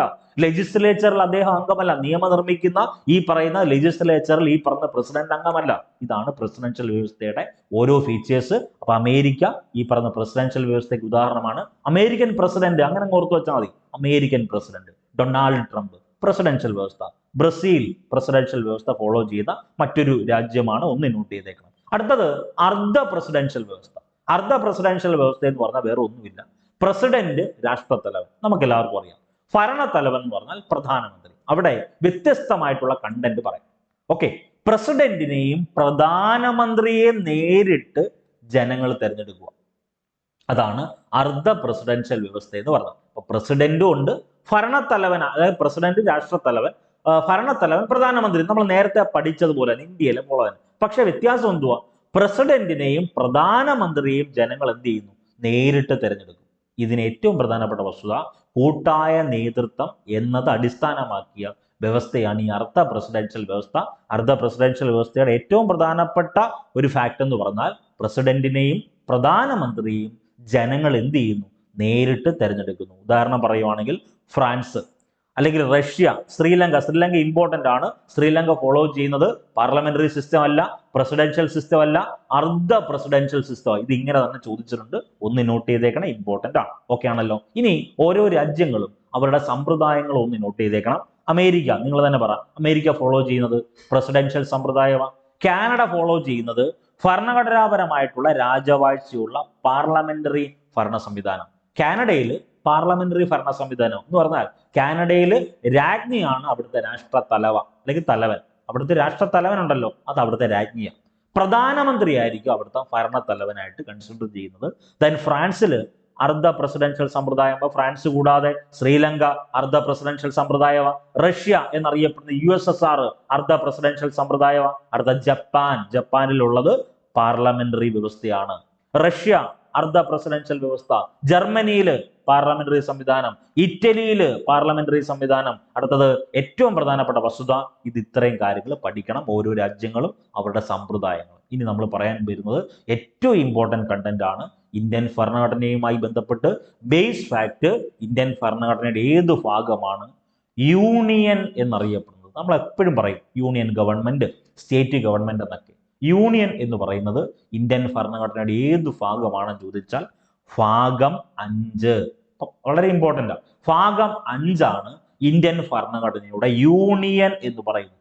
അപ്പൊ യൂണിയൻ ഗവൺമെന്റ് അല്ലെങ്കിൽ ഇന്ത്യൻ ഭരണഘടനയുടെ യൂണിയൻ എന്ന് പറയുന്ന ഭാഗം 5. ഭാഗം 1 അല്ല, 2 അല്ല, 3 അല്ല, ഭാഗം 5 എന്ത്? ഇന്ത്യൻ ഭരണഘടനയുടെ യൂണിയൻ എന്ന് പറയുന്നത്. ആർട്ടിക്കിൾ 52 മുതൽ 151 വരെ ഈ പറയുന്ന യൂണിയൻ എന്ന് പറയുന്ന സംവിധാനത്തെ പറ്റിയാണ് പറയുന്നത്. ഓക്കെ, യൂണിയൻ എന്ന് പറയുന്ന ഭാഗത്തെ 5 അധ്യായങ്ങളായിട്ടാണ് ഡിവൈഡ് ചെയ്യുന്നത്. ഈ യൂണിയൻ എന്ന് പറയുന്ന ഭാഗത്തെ 5 അധ്യായങ്ങളായിട്ട് ഡിവൈഡ് ചെയ്യുന്നു. അതിലൊന്ന് യൂണിയൻ എക്സിക്യൂട്ടീവ്, ആർട്ടിക്കിൾ 52 മുതൽ 78 വരെ പ്രതിപാദിക്കുന്നത് യൂണിയൻ എക്സിക്യൂട്ടീവിനെ പറ്റിയാണ്. അതിൽ പല പല ഘടകങ്ങളുണ്ട്. യൂണിയൻ എക്സിക്യൂട്ടീവിനെ പറ്റിയാണ് ആർട്ടിക്കിൾ 52 മുതൽ 78 വരെ പ്രതിപാദിക്കുന്നത്. പാർലമെന്റ് ഉണ്ട്. രണ്ടാമത്തെ അധ്യായം എന്ന് പറഞ്ഞാൽ പാർലമെന്റ്. പാർലമെന്റ് എന്ന് പറഞ്ഞാൽ ആർട്ടിക്കിൾ 79 മുതൽ 122 വരെയാണ് പാർലമെന്റിനെ പറ്റി പ്രതിപാദിക്കുന്നത്. മൂന്നാമത്തതാണ് ഏറ്റവും പ്രധാനപ്പെട്ടത് ഓർഡിനൻസ്. ഓർഡിനൻസിനെ പറ്റി പ്രതിപാദിക്കുന്ന ആർട്ടിക്കിൾ 123 1 2 3 റെഡി 1 2 3 ഓട് അങ്ങനല്ലേ പറയുന്നത് റെഡി 1 2 3 ഓർഡിനൻസിനെ പറ്റി പ്രതിപാദിക്കുന്ന ആർട്ടിക്കിൾ 1 2 3 ഒന്ന് നോട്ട് ചെയ്തേക്കുക. ഓക്കെ, ദെൻ 4ാമത്തെ അധ്യായം എന്ന് പറഞ്ഞാൽ സുപ്രീം കോടതിയാണ്. സുപ്രീം കോടതിയെ പറ്റി പ്രതിപാദിക്കുന്ന ആർട്ടിക്കിൾ 124 മുതൽ 147 വരെയാണ്. ഇന്ത്യയുടെ പരമോന്നത കോടതി എന്നറിയപ്പെടുന്നത് സുപ്രീം കോടതിയാണ്. 124 മുതൽ 147 വരെ. അടുത്തത് CAG പറ്റി പ്രതിപാദിക്കുന്ന ആർട്ടിക്കിൾ 148 മുതൽ 151 വരെ. അപ്പം ഈ പറയുന്ന യൂണിയൻ എന്ന് പറയും ഇന്ത്യൻ ഭരണഘടനയുടെ ഏതു ഭാഗമാണ് യൂണിയൻ എന്നറിയപ്പെടുന്നത്? ഭാഗം 5 ആർട്ടിക്കിൾ 52 മുതൽ 151 വരെ. അതിൽ 1ാമത്തെ അധ്യായം, 5 അധ്യായങ്ങളായിട്ടാണ് ഈ യൂണിയൻ എന്ന് പറയുന്ന ഭാഗത്തെ ഡിവൈഡ് ചെയ്തേക്കുന്നത്. അതിൽ 1ാമത്തെ അധ്യായം യൂണിയൻ എക്സിക്യൂട്ടീവ് ആർട്ടിക്കിൾ 52 മുതൽ 78 വരെ. 2ാമത്തത് പാർലമെന്റ് ആർട്ടിക്കിൾ 79 മുതൽ 122 വരെ. 3ാമത്തെ ഓർഡിനൻസ് ആർട്ടിക്കിൾ 123 1 2 3 ഓർത്തു വെച്ചാൽ മതി. ദെൻ 4 സുപ്രീം കോടതി ആർട്ടിക്കിൾ 124 മുതൽ 147 വരെ. 5 CAG controller and auditor general article 148 മുതൽ 151 വരെ. ക്ലിയർ ആണ് എന്ന് വിശ്വസിക്കുന്നു. അടുത്തത് യൂണിയൻ എക്സിക്യൂട്ടീവ്. ഇതിൽ യൂണിയൻ എക്സിക്യൂട്ടീവ് എന്ന് പറഞ്ഞൊരു വാക്ക് ഞാൻ പറഞ്ഞായിരുന്നു. ഈ യൂണിയൻ എക്സിക്യൂട്ടീവ് എന്ന് പറഞ്ഞാൽ ആരൊക്കെ വരും? നമ്മൾ നേരത്തെ ഡിസ്കസ് ചെയ്ത ലെജിസ്ലേച്ചർ, എക്സിക്യൂട്ടീവ്, ജുഡീഷ്യറിയിൽ പറഞ്ഞ കാര്യങ്ങളാണ്. എന്തുവാ ലെജിസ്ലേച്ചർ എന്ന് പറഞ്ഞാൽ? നിയമം നിർമ്മിക്കുന്നതാണ് ലെജിസ്ലേച്ചർ, നിയമം നടപ്പിലാക്കുന്നതാണ് എക്സിക്യൂട്ടീവ്, നിയമത്തെ വ്യാഖ്യാനിക്കുന്നതാണ് ജുഡീഷ്യറി. അപ്പൊ യൂണിയൻ എക്സിക്യൂട്ടീവ് വരുന്നതാണ് പ്രസിഡന്റ്, വൈസ് പ്രസിഡന്റ്, പ്രധാനമന്ത്രി, കേന്ദ്രമന്ത്രിമാര്, ആരുൾപ്പെടെ അറ്റോർണി ജനറൽ ഉൾപ്പെടെ ഈ യൂണിയൻ എക്സിക്യൂട്ടീവ് വരുന്നത്. ഇത്രയും കാര്യങ്ങൾ ഉറപ്പായിട്ട് നിങ്ങൾ ഒന്ന് ഓർമ്മയിൽ വെച്ചേക്കണം. യൂണിയൻ എക്സിക്യൂട്ടീവിനെ പറ്റി പ്രതിപാദിക്കുന്ന ഭാഗം ചോദിച്ചാൽ ഭാഗം 5 മറക്കല്ലേ. അതിൽ ആ ഭാഗം 5നെ 5 അധ്യായങ്ങളായിട്ട് ഡിവൈഡ് ചെയ്യുവാണ്. അതിൽ ഓരോന്ന് നോട്ട് ചെയ്തേക്കണം. അതിൽ യൂണിയൻ എക്സിക്യൂട്ടീവ് എന്ന് പറഞ്ഞാൽ പ്രസിഡന്റ് വരും, വൈസ് പ്രസിഡന്റ് വരും, പ്രധാനമന്ത്രി വരും, കേന്ദ്രമന്ത്രിമാർ വരും, അറ്റോർണി ജനറൽ ഉൾപ്പെടെ വരും. ഇത് നമുക്ക് കുറച്ച് ചോദ്യം എന്ന് പറഞ്ഞാൽ ഒരു ചോദ്യം നിങ്ങളുമായിട്ട് ഷെയർ ചെയ്യുകയാണ്. ചോദ്യം ഇതാണ്: താഴെ പറയുന്നവയിൽ തെറ്റായ പ്രസ്താവന ഏത്? ഇതാണ് ന്യൂജൻ ചോദ്യങ്ങൾ. തെറ്റായ പ്രസ്താവന, ശരിയായ പ്രസ്താവനയൊക്കെ. ഓപ്ഷൻ എ, ഒരു രാജ്യത്തിന്റെ ഭരണ സംവിധാനങ്ങളെ സംബന്ധിക്കുന്ന അടിസ്ഥാന നിയമസംഹിതയാണ് ഭരണഘടന. ഞാൻ അത് ക്ലിയർ ചെയ്ത് തന്നെ പോവാണ്. അപ്പൊ തെറ്റായ പ്രസ്താവന ഏതെന്നല്ലേ ചോദിച്ചേക്കുന്നത്. അപ്പൊ ഇതിൽ നമുക്ക് വേണ്ടത് 1ാമത്തെ സ്റ്റേറ്റ്മെന്റ് നോക്കിയേ.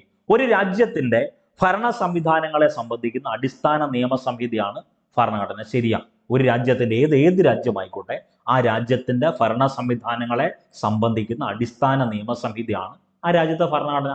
ഇന്ത്യ ഒരു ലിഖിത ഭരണഘടനയുള്ള രാജ്യമാണ്. ശരിയാണ്. അപ്പൊ ലിഖിത ഭരണഘടനയുണ്ട്, അലിഖിത ഭരണഘടനയുണ്ട്. ഓക്കെ, അടുത്തത് ലോകത്തിൽ അലിഖിത ഭരണഘടനയുള്ള ഒരു പ്രധാന രാജ്യമാണ് ബ്രിട്ടൻ. ഈ ബ്രിട്ടൻ എന്ന് പറയുന്ന നമ്മൾ ഈ പറഞ്ഞിരിക്കുന്ന UK എന്നറിയപ്പെടുന്ന യുണൈറ്റഡ് കിങ്ഡം എന്നറിയപ്പെടുന്ന ബ്രിട്ടൻ ഉണ്ടല്ലോ, അത് ഈ പറയുന്ന അലിഖിത ഭരണഘടനയുള്ള ഒരു പ്രധാന രാജ്യമാണ്. അടുത്തത് കോൺസ്റ്റിറ്റ്യൂർ എന്ന ഫ്രഞ്ച് പദത്തിൽ നിന്നാണ് കോൺസ്റ്റിറ്റ്യൂഷൻ എന്ന വാക്ക് ഉത്ഭവിച്ചത്.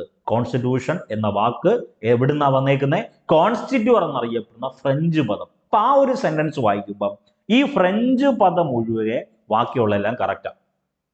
കോൺസ്റ്റിറ്റ്യൂർ എന്നറിയപ്പെടുന്ന ഫ്രഞ്ച് പദത്തിൽ നിന്നല്ല കോൺസ്റ്റിറ്റ്യൂഷൻ എന്ന വാക്ക് ഉത്ഭവിച്ചത്. അപ്പൊ ഈ പറയുന്ന സ്റ്റേറ്റ്മെന്റ് എന്താണ്? തെറ്റായ പ്രസ്താവനയാണ്. കോൺസ്റ്റിറ്റ്യൂർ എന്നറിയപ്പെടുന്ന ലാറ്റിൻ പദത്തിൽ നിന്നാണ് കോൺസ്റ്റിറ്റ്യൂഷൻ എന്ന വാക്ക് ഉത്ഭവിച്ചത്. അപ്പൊ എന്താണ് കോൺസ്റ്റിറ്റ്യൂഷൻ? ഒരു രാജ്യത്തിന്റെ ഭരണ സംവിധാനങ്ങളെ സംബന്ധിക്കുന്ന അടിസ്ഥാന നിയമസംഹിതയാണ് ഭരണഘടന. ഇന്ത്യ ഒരു ലിഖിത ഭരണഘടനയുള്ള രാജ്യമാണ്. ലോകത്തിൽ അലിഖിത ഭരണഘടനയുള്ള ഒരു പ്രധാന രാജ്യമാണ് ബ്രിട്ടൻ. കോൺസ്റ്റിറ്റ്യൂർ എന്ന ഫ്രഞ്ച് പദത്തിൽ നിന്നാണ് കോൺസ്റ്റിറ്റ്യൂഷൻ എന്ന വാക്ക് ഉത്ഭവിച്ചത്. അടുത്ത ഏറ്റവും പ്രധാനപ്പെട്ട വസ്തുത, ലോ ഓഫ് ലാൻഡ് എന്നറിയപ്പെടുന്നത് ഭരണഘടനയാണ്. ഒരു രാജ്യത്തിന്റെ ലോ ഓഫ് ലാൻഡ് എന്നറിയപ്പെടുന്നത് ഭരണഘടനയാണ്. ഈ ഭരണഘടനയെ തന്നെ 2ആയിട്ട് തരംതിരിക്കുന്നു: ലിഖിത ഭരണഘടനയെന്നും അലിഖിത ഭരണഘടനയെന്നും. ഇനി ഏറ്റവും പ്രധാനപ്പെട്ടത്, ഇന്ത്യ ലിഖിത ഭരണഘടനയ്ക്ക് ഉദാഹരണമാണ്. അമേരിക്ക ലിഖിത ഭരണഘടനയാണ്. ഓസ്ട്രേലിയ, ബ്രസീൽ, ദക്ഷിണാഫ്രിക്ക, മറക്കല്ലേ, ഇന്ത്യ, അമേരിക്ക, ഓസ്ട്രേലിയ, ബ്രസീൽ, ദക്ഷിണാഫ്രിക്ക, ഇതെല്ലാം ലിഖിത ഭരണഘടനയ്ക്ക് ഉദാഹരണമാണ്. ബ്രിട്ടൻ, ഇസ്രയേൽ, ഫ്രാൻസ്, ന്യൂസിലൻഡ്, ഇതെല്ലാം അലിഖിത ഭരണഘടന. അപ്പൊ ന്യൂസിലാൻഡ് എന്നറിയപ്പെടുന്ന രാജ്യത്തെ പറ്റി പറയുമ്പം പ്രത്യക്ഷ ജനാധിപത്യം, പരോക്ഷ ജനാധിപത്യം നമ്മൾ പറഞ്ഞു. അതിൽ പ്രത്യക്ഷ ജനാധിപത്യത്തിന്റെ ആലയം, ഹോം ഓഫ് ഡയറക്റ്റ് ഡെമോക്രസി എന്നറിയപ്പെടുന്നത് ഈ പറയുന്ന സ്വിറ്റ്സർലൻഡ്, ന്യൂസിലൻഡ് അല്ല, സ്വിറ്റ്സർലൻഡിനെയാണ്. അപ്പൊ ന്യൂസിലൻഡ് എന്നറിയപ്പെടുന്ന രാജ്യം അലിഖിത ഭരണഘടനയാണ്. ഫ്രാൻസ് എന്നറിയപ്പെടുന്ന രാജ്യം അലിഖിത ഭരണഘടനയാണ്. അതൊക്കെ ഒന്ന് നോട്ട് ചെയ്തേക്കുക, ഇമ്പോർട്ടന്റ് ആണ്. ഇനി മറ്റൊരു പ്രധാനപ്പെട്ട ചോദ്യം, താഴെ പറയുന്നതിൽ തെറ്റായ ജോഡി ഏത്? അപ്പൊ അവിടെ നേരത്തെ തെറ്റായ പ്രസ്താവനയാണെങ്കിൽ ഇപ്പൊ തെറ്റായ ജോഡി എന്ന നോക്കിയേ. ഓപ്ഷൻ എ നോക്ക്, പാർലമെന്റുകളുടെ മാതാവ് ബ്രിട്ടൻ. ശരിയോ തെറ്റോ? ശരിയാ. പാർലമെന്റുകളുടെ മാതാവ് എന്നറിയപ്പെടുന്നത് ബ്രിട്ടൻ ആണ്. ഈ ക്ലാസ് തുടങ്ങിയ സമയത്ത് ഞാൻ പറഞ്ഞു എന്താണ് പാർലർ. പാർലർ എന്നറിയപ്പെടുന്ന വാക്ക് ഇമ്പോർട്ടന്റ്. പാർലർ എന്ന് പറഞ്ഞാൽ ചർച്ച ചെയ്യുകയാണ്. ഇതൊക്കെ ഞാൻ പറഞ്ഞായിരുന്നല്ലോ. അപ്പൊ പാർലമെന്റുകളുടെ മാതാവ് എന്നറിയപ്പെടുന്നത് ബ്രിട്ടനാ. ലോകത്തിൽ ആദ്യ ജനാധിപത്യ രാജ്യം എന്നറിയപ്പെടുന്നത് ഗ്രീസാ. ജനാധിപത്യത്തിന്റെ കളിത്തൊട്ടിൽ എന്നറിയപ്പെടുന്നത് ഗ്രീസ്. നവോത്ഥാനത്തിന്റെ കളിത്തൊട്ടിൽ എന്നറിയപ്പെടുന്നത് എന്തിനെയാ? അത് ഇറ്റലിയാ. തിരിഞ്ഞു പോകുന്നത്. അപ്പൊ ലോകത്തിൽ ആദ്യ ജനാധിപത്യ രാജ്യമായ ഗ്രീസാണ് ജനാധിപത്യത്തിന്റെ കളിത്തൊട്ടിൽ. നഗരരാഷ്ട്രങ്ങൾ എന്നറിയപ്പെടുന്ന ആശയം ഗ്രീസിലാണ് ഉണ്ടായത്. അപ്പൊ ലോകത്തിൽ ആദ്യ ജനാധിപത്യ രാജ്യം ഗ്രീസാണ്. ദെൻ പ്രത്യക്ഷ ജനാധിപത്യത്തിന്റെ ആലയം നമ്മൾ നേരത്തെ ഡിസ്കസ് ചെയ്ത. പ്രത്യക്ഷ ജനാധിപത്യം എന്ന് പറഞ്ഞാൽ എന്താ? ഡയറക്റ്റ് ഡെമോക്രസിയുടെ ഹോം ഓഫ് ഡയറക്റ്റ് ഡെമോക്രസി. പ്രത്യക്ഷ ജനാധിപത്യത്തിന്റെ ആലയം എന്നറിയപ്പെടുന്നത് ബ്രിട്ടൻ ആണോ? അല്ല. അതൊന്ന് നോട്ട് ചെയ്തേക്കണം. അടുത്തത്, ലോകത്തിലെ ഏറ്റവും പുരാതനമായ ആധുനിക ജനാധിപത്യ രാജ്യമാണ് ബ്രിട്ടൻ. ശരിയാ. ലോകത്തിലെ ഏറ്റവും പുരാതനമായ ആധുനിക ജനാധിപത്യ രാജ്യം ബ്രിട്ടനാണ്. അപ്പൊ നമുക്ക് വേണ്ടത് പ്രത്യക്ഷ ജനാധിപത്യത്തിന്റെ ആലയം എന്നറിയപ്പെടുന്നത് സ്വിറ്റ്സർലൻഡ് ആണ്. മറക്കരുത്. ഇനി ഏറ്റവും പ്രധാനപ്പെട്ട ആ ഒരു വാക്ക് അല്ലെങ്കിൽ ആ ഒരു കൺസെപ്റ്റ് ഡിസ്കസ് ചെയ്യുന്ന സമയത്ത് ലോകത്തിൽ ആദ്യത്തെ അവകാശപത്രം, ലോകത്തിൽ ആദ്യമായിട്ട് ഒരു അവകാശപത്രം എഴുതി. അത് 1215 ജൂൺ 15 ജോൺ രാജാവ് എന്നറിയപ്പെടുന്ന ഭരണാധികാരി റണ്ണീമീഡ് എന്നറിയപ്പെടുന്ന മൈതാനത്ത് വെച്ച ലോകത്തിൽ ആദ്യത്തെ അവകാശ പത്രിക ഒപ്പുവെക്കുന്നത്, ലോകത്തിൽ ആദ്യത്തെ മാഗ്ന കാർട്ട 1215 ജൂൺ 15 ജോൺ രാജാവ് എന്നറിയപ്പെടുന്ന ഭരണാധികാരി റണ്ണീമീഡ് എന്നറിയപ്പെടുന്ന മൈതാനത്ത് വെച്ച് ലോകത്തിൽ ആദ്യത്തെ അവകാശ പത്രം. മറക്കരുത്, ഇമ്പോർട്ടന്റ്. അടുത്തത്, ഇന്ത്യൻ ഭരണഘടനയുമായി ബന്ധപ്പെട്ട് ഇന്ത്യൻ ഭരണഘടനയുടെ രൂപീകരണത്തിൽ രണ്ട് പ്രധാനപ്പെട്ട നിയമങ്ങൾ ഇൻഫ്ലുവൻസ് ചെയ്തിട്ടുണ്ട്. ഒന്ന് കമ്പനി നിയമം, മറ്റൊന്ന് ക്രൗൺ നിയമം. വേറെ ഒന്നും നിങ്ങൾ ചിന്തിക്കേണ്ട. ഈ പറയുന്ന ഇന്ത്യ എന്നറിയപ്പെടുന്ന മഹാരാജ്യത്തെ ആദ്യം ബ്രിട്ടീഷുകാർ, ഓരോ വിദേശികൾ വരും, വിദേശികളുമായി ബന്ധപ്പെട്ട് ബ്രിട്ടീഷുകാർ വരുന്നു. അവരൊരു ഈസ്റ്റ് ഇന്ത്യ കമ്പനി ഫോം ചെയ്തു, ബ്രിട്ടീഷ് ഈസ്റ്റ് ഇന്ത്യ കമ്പനി. അതിന്റെ ആദ്യകാല പേര് ജോൺ കമ്പനി എന്ന്. ഈ ജോൺ കമ്പനി എന്നറിയപ്പെടുന്ന British east India company 1773 regulating act മുതൽ 1773 മുതൽ 1858 വരെ അവരുടെ നിയമമായിരുന്നു.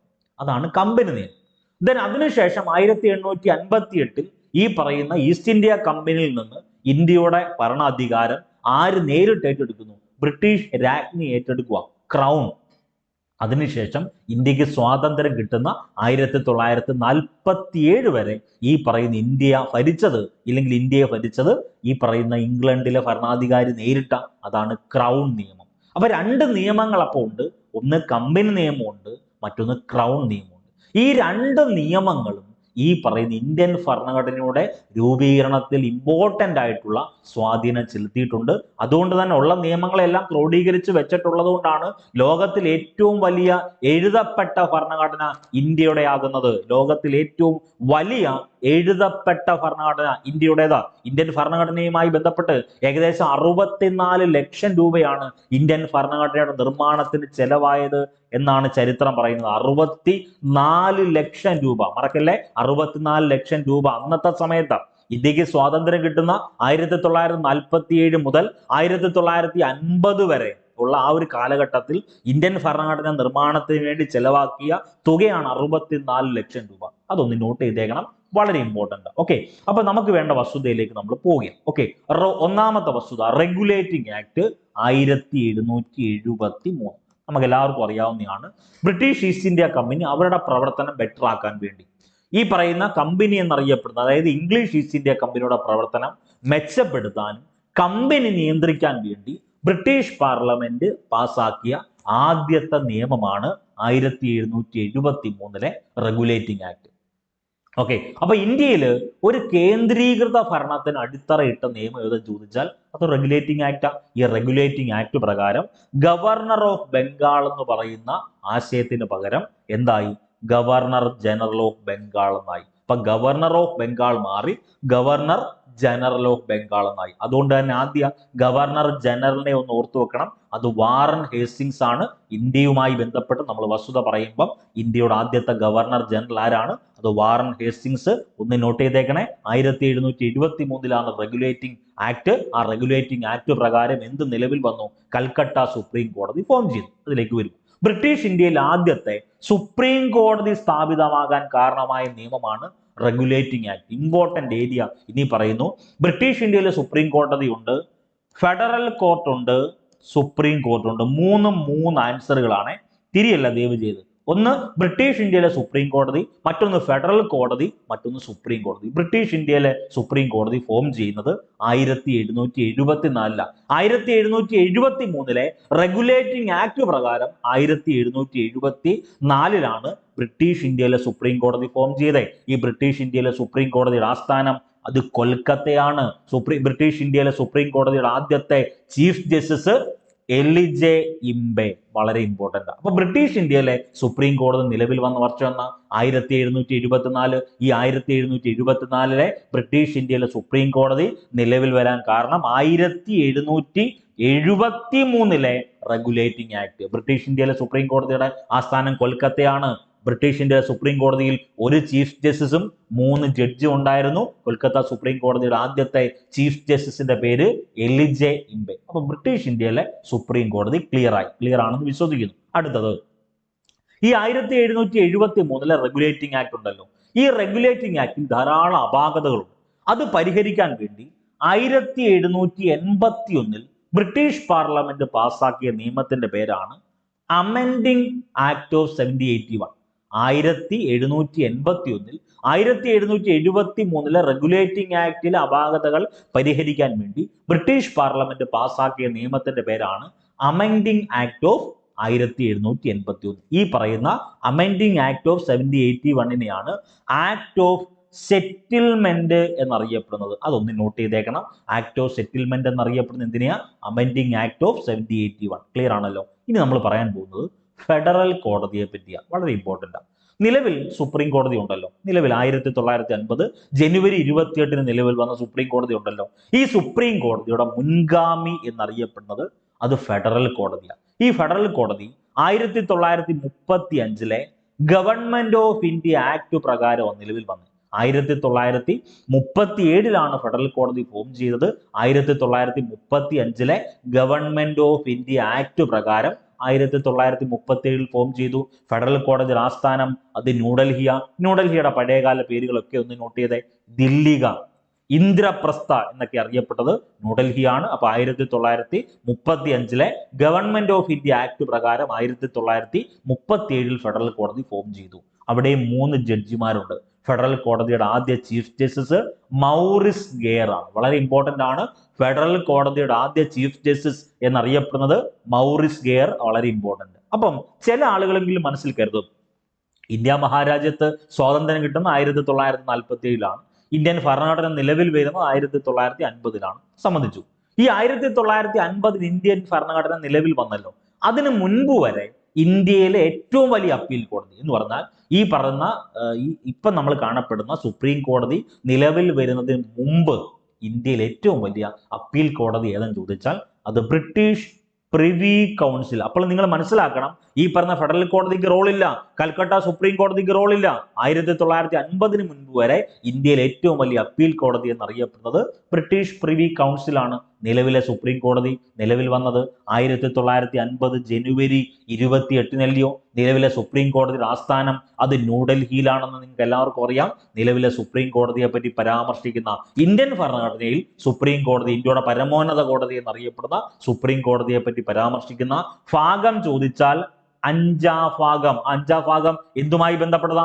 യൂണിയൻ എക്സിക്യൂട്ടീവ്, യൂണിയൻ എന്നൊക്കെ ഞാൻ പറഞ്ഞായിരുന്നു നേരത്തെ. ഓക്കെ, അപ്പൊ അതിൽ തന്നെ ഈ പറഞ്ഞ 5ാം ഭാഗത്തിൽ സുപ്രീം കോടതിയെ പറ്റി പ്രതിപാദിക്കുന്ന ആർട്ടിക്കിൾ 124 മുതൽ 147 വരെ വളരെ ഇമ്പോർട്ടന്റ് ആണ്. ഒന്ന് നോട്ട് ചെയ്തേക്കണം, വളരെ ഇമ്പോർട്ടന്റ്. അപ്പൊ ഇന്ത്യയുമായി ബന്ധപ്പെട്ട് സുപ്രീം കോടതി നിലവിൽ വന്ന വർഷം 1950 ജനുവരി 28. അതാണ്ടെ ഓർത്തു വെക്കേണ്ട വളരെ പ്രധാനപ്പെട്ട 3 തീയതികൾ. ഒന്ന് 1950 ജനുവരി 25, ജനുവരി 26, ജനുവരി 28. ഈ 3 ഡേറ്റും ഇമ്പോർട്ടന്റ് ആയിട്ട് ഓർത്തു വെക്കണം. 1950 ജനുവരി 25 കേന്ദ്ര തെരഞ്ഞെടുപ്പ് കമ്മീഷൻ നിലവിൽ വന്നു. 1950 ജനുവരി 26 ഇന്ത്യൻ ഭരണഘടന റിപ്പബ്ലിക് അല്ലെങ്കിൽ ഇന്ത്യൻ ഭരണഘടന നിലവിൽ വന്നു. 1950 ജനുവരി 28 എന്ത് സുപ്രീം കോടതി നിലവിൽ വന്നു. സുപ്രീം കോടതി ആസ്ഥാനം ന്യൂഡൽഹിയാണ്. ഇന്ത്യയുമായി ബന്ധപ്പെട്ട് ഏറ്റവും പ്രധാനപ്പെട്ട ഇന്ത്യയുടെ പരമോന്നത കോടതി എന്നറിയപ്പെടുന്നു. മനുഷ്യാവകാശങ്ങളുടെ കാവൽക്കാരൻ എന്നറിയപ്പെടുന്നത് ഈ പറയുന്ന മൗലികാവകാശങ്ങൾ, മനുഷ്യാവകാശമല്ല, മൗലികാവകാശങ്ങളുടെ കാവൽക്കാരൻ എന്നറിയപ്പെടുന്നത് സുപ്രീം കോടതിയാണ്. ഇന്ത്യയുടെ പരമോന്നത കോടതിയാണ്. ഏറ്റവും പ്രധാനപ്പെട്ടതാണ്. ഏറ്റവും ഇമ്പോർട്ടന്റ് ആയിട്ടുള്ള വസ്തുതയിൽ പറയുമ്പം ഏറ്റവും ഇമ്പോർട്ടന്റ് ആയിട്ട് പഠിക്കേണ്ടത് ഇന്ത്യൻ ഭരണഘടനയുടെ കാവൽക്കാരൻ എന്നറിയപ്പെടുന്നത് സുപ്രീം കോടതിയാണ്. ഇനി നമുക്ക് വേണ്ടത്, അപ്പൊ സുപ്രീം കോടതി എന്താണെന്ന് പറഞ്ഞു. സുപ്രീം കോടതിയുമായി ബന്ധപ്പെട്ട 3 ഫാക്ട് നമ്മൾ ഡിസ്കസ് ചെയ്തു. കൽക്കട്ട സുപ്രീം കോടതി, ഫെഡറൽ കോടതി, അതിനുശേഷം ബ്രിട്ടീഷ് പ്രിവി കൗൺസിൽ, ദെൻ ഈ പറയുന്ന 1950 ജനുവരി 28 ഫോം ചെയ്ത സുപ്രീം കോടതിയെ പറ്റിയുള്ള കണ്ടന്റും പറഞ്ഞു. ഇനി ഏറ്റവും പ്രധാനപ്പെട്ട, നമ്മൾ ഏറ്റവും കൂടുതൽ തവണ ഏരിയ ആയിട്ട് പഠിക്കേണ്ട ഒരു ഏരിയയാണ് രാഷ്ട്രപതി. ഇന്ത്യയുടെ പ്രഥമ പൗരൻ എന്നറിയപ്പെടുന്നത് രാഷ്ട്രപതിയാണെന്ന് നിങ്ങൾക്കും അറിയാം, എനിക്കും അറിയാം, എല്ലാവർക്കും അറിയാം. ഇന്ത്യയുടെ സർവ്വ സൈന്യാധിപൻ എന്നറിയപ്പെടുന്നത് രാഷ്ട്രപതിയാണ്. ഓക്കെ ആണല്ലോ. ആർട്ടിക്കിൾ 52ന്റെ പ്രത്യേകത, ഇന്ത്യ എന്നറിയപ്പെടുന്ന മഹാരാജ്യത്തിന് ഒരു രാഷ്ട്രപതി ഉണ്ടായിരിക്കണം എന്ന് അനുശാസിക്കുന്ന ആർട്ടിക്കിളാണ് ആർട്ടിക്കിൾ 52. വളരെ ഇമ്പോർട്ടന്റ്. ആർട്ടിക്കിൾ 51 ഇന്റർനാഷണൽ പീസാണ്, അന്താരാഷ്ട്ര സമാധാനമാണ്. ആർട്ടിക്കിൾ 52 എന്ന് പറഞ്ഞാൽ ഇന്ത്യക്കൊരു രാഷ്ട്രപതി ഉണ്ടായിരിക്കണമെന്ന് അനുശാസിക്കുന്ന ആർട്ടിക്കിൾ 52. ഇനി ഈ പറയുന്ന സുപ്രീം കോടതി ചീഫ് ജസ്റ്റിസിനെ നിയമിക്കുന്നത് രാഷ്ട്രപതിയാണ്. പ്രധാനപ്പെട്ട എല്ലാ നിയമനങ്ങളും രാഷ്ട്രപതി തന്നെയാണ് നടത്തുന്നത്. റിമൂവ് ചെയ്യുന്നത് ആര് തന്നെ? ഈ പറഞ്ഞ രാഷ്ട്രപതി. ആരെ? സുപ്രീം കോടതി ചീഫ് ജസ്റ്റിസിനെ റിമൂവ് ചെയ്യത്തില്ല. സുപ്രീം കോടതി ചീഫ് ജസ്റ്റിസിനെ നിയമിക്കുന്നത് ആരാണ്? ഈ പറയുന്ന രാഷ്ട്രപതിയാണ്. ഇനി രാഷ്ട്രപതി തെരഞ്ഞെടുപ്പ് ഉണ്ടായിരിക്കുമല്ലോ. രാഷ്ട്രപതിയെ ഞാനോ നിങ്ങളോ നേരിട്ടല്ലല്ലോ തെരഞ്ഞെടുക്കുന്നത്. ഇപ്പൊ രാഷ്ട്രപതിയുടെ തെരഞ്ഞെടുപ്പിലെ തർക്കങ്ങൾ പരിഹരിക്കുന്ന എല്ലായ്പ്പോഴും സുപ്രീം കോടതിയാണ്. അത് വളരെ ഇമ്പോർട്ടന്റ് ആണ്. ഇതിങ്ങനെ തന്നെ ചോദിച്ചിട്ടുണ്ട്. രാഷ്ട്രപതി തെരഞ്ഞെടുപ്പിലെ തർക്കങ്ങൾ പരിഹരിക്കുന്നത് സുപ്രീം കോടതിയാണ്. രാഷ്ട്രപതിയുടെ ഭരണ കാലാവധി എത്ര വർഷമാണ് ചോദിച്ചാൽ 5 വർഷമാണ്. രാഷ്ട്രപതിയുടെ ഭരണകാലാവധി 5 വർഷമാണ്. രാഷ്ട്രപതി തെരഞ്ഞെടുപ്പിലെ തർക്കങ്ങളെ പരിഹരിക്കുന്നത് സുപ്രീം കോടതിയാണ്. സുപ്രീം കോടതി ചീഫ് ജസ്റ്റിസിനെ നിയമിക്കുന്നത് രാഷ്ട്രപതിയാണ്. ആർട്ടിക്കിൾ 52 എന്ന് പറഞ്ഞാൽ ഇന്ത്യ എന്നറിയപ്പെടുന്ന മഹാരാജ്യത്തിന് ഒരു രാഷ്ട്രപതി ഉണ്ടായിരിക്കണം എന്ന് അനുശാസിക്കുന്ന ആർട്ടിക്കിളാണ് ആർട്ടിക്കിൾ 52. ഇനി രാഷ്ട്രപതിയുമായി ബന്ധപ്പെട്ട് പ്രധാനപ്പെട്ട ആർട്ടിക്കിൾ 1 നോട്ട് ചെയ്തേക്കണം. ഒന്ന് ആർട്ടിക്കിൾ 52 എന്ന് പറഞ്ഞാൽ, അപ്പൊ ആർട്ടിക്കിൾ 52 ഇന്ത്യക്ക് ഒരു രാഷ്ട്രപതി ഉണ്ടായിരിക്കണം എന്ന് പറയുന്ന ആർട്ടിക്കിളാണ് ആർട്ടിക്കിൾ 52. ആർട്ടിക്കിൾ 54 എന്ന് പറഞ്ഞാൽ പ്രസിഡന്റ് ഇലക്ഷനുമായി ബന്ധപ്പെട്ട ആർട്ടിക്കിളാണ് ആർട്ടിക്കിൾ 54. വളരെ ഇമ്പോർട്ടന്റ് ആണ്. പ്രസിഡന്റ് ഇലക്ഷനുമായി ബന്ധപ്പെട്ടത് ആർട്ടിക്കിൾ 54. രാഷ്ട്രപതിയുടെ കാലാവധി, ടെന്യൂർ, കാലാവധിയെ പറ്റി പ്രതിപാദിക്കുന്നത് ആർട്ടിക്കിൾ 56. ദെൻ വീണ്ടും ആർട്ടിക്കിൾ 57 എന്ന് പറഞ്ഞാൽ ഈ പറയുന്ന ഇന്ത്യൻ രാഷ്ട്രപതിയെ വീണ്ടും എന്ത് ചെയ്യാം? തെരഞ്ഞെടുക്കപ്പെടാം. ഇന്ത്യൻ പ്രധാനമന്ത്രി വീണ്ടും തെരഞ്ഞെടുത്തൂടായോ? പക്ഷെ തെരഞ്ഞെടുപ്പിൽ വിജയിക്കണമെന്നേ ഉള്ളൂ. അപ്പൊ വീണ്ടും തെരഞ്ഞെടുക്കപ്പെടാനുള്ള യോഗ്യതയെ പറ്റി പരാമർശിക്കുന്നത് ആർട്ടിക്കിൾ 57. അപ്പൊ ആർട്ടിക്കിൾ 52 ഇന്ത്യക്ക് രാഷ്ട്രപതി ഉണ്ടായിരിക്കണം. ആർട്ടിക്കിൾ 54 പ്രസിഡന്റ് ഇലക്ഷനെ പറ്റി പ്രതിപാദിക്കുന്നു. ആർട്ടിക്കിൾ 56 പ്രസിഡന്റിന്റെ കാലാവധിയെ പറ്റി പരാമർശിക്കുന്നു. ആർട്ടിക്കിൾ 57 വീണ്ടും തെരഞ്ഞെടുക്കപ്പെടാനുള്ള യോഗ്യതയെ പറ്റി പരാമർശിക്കുന്നു.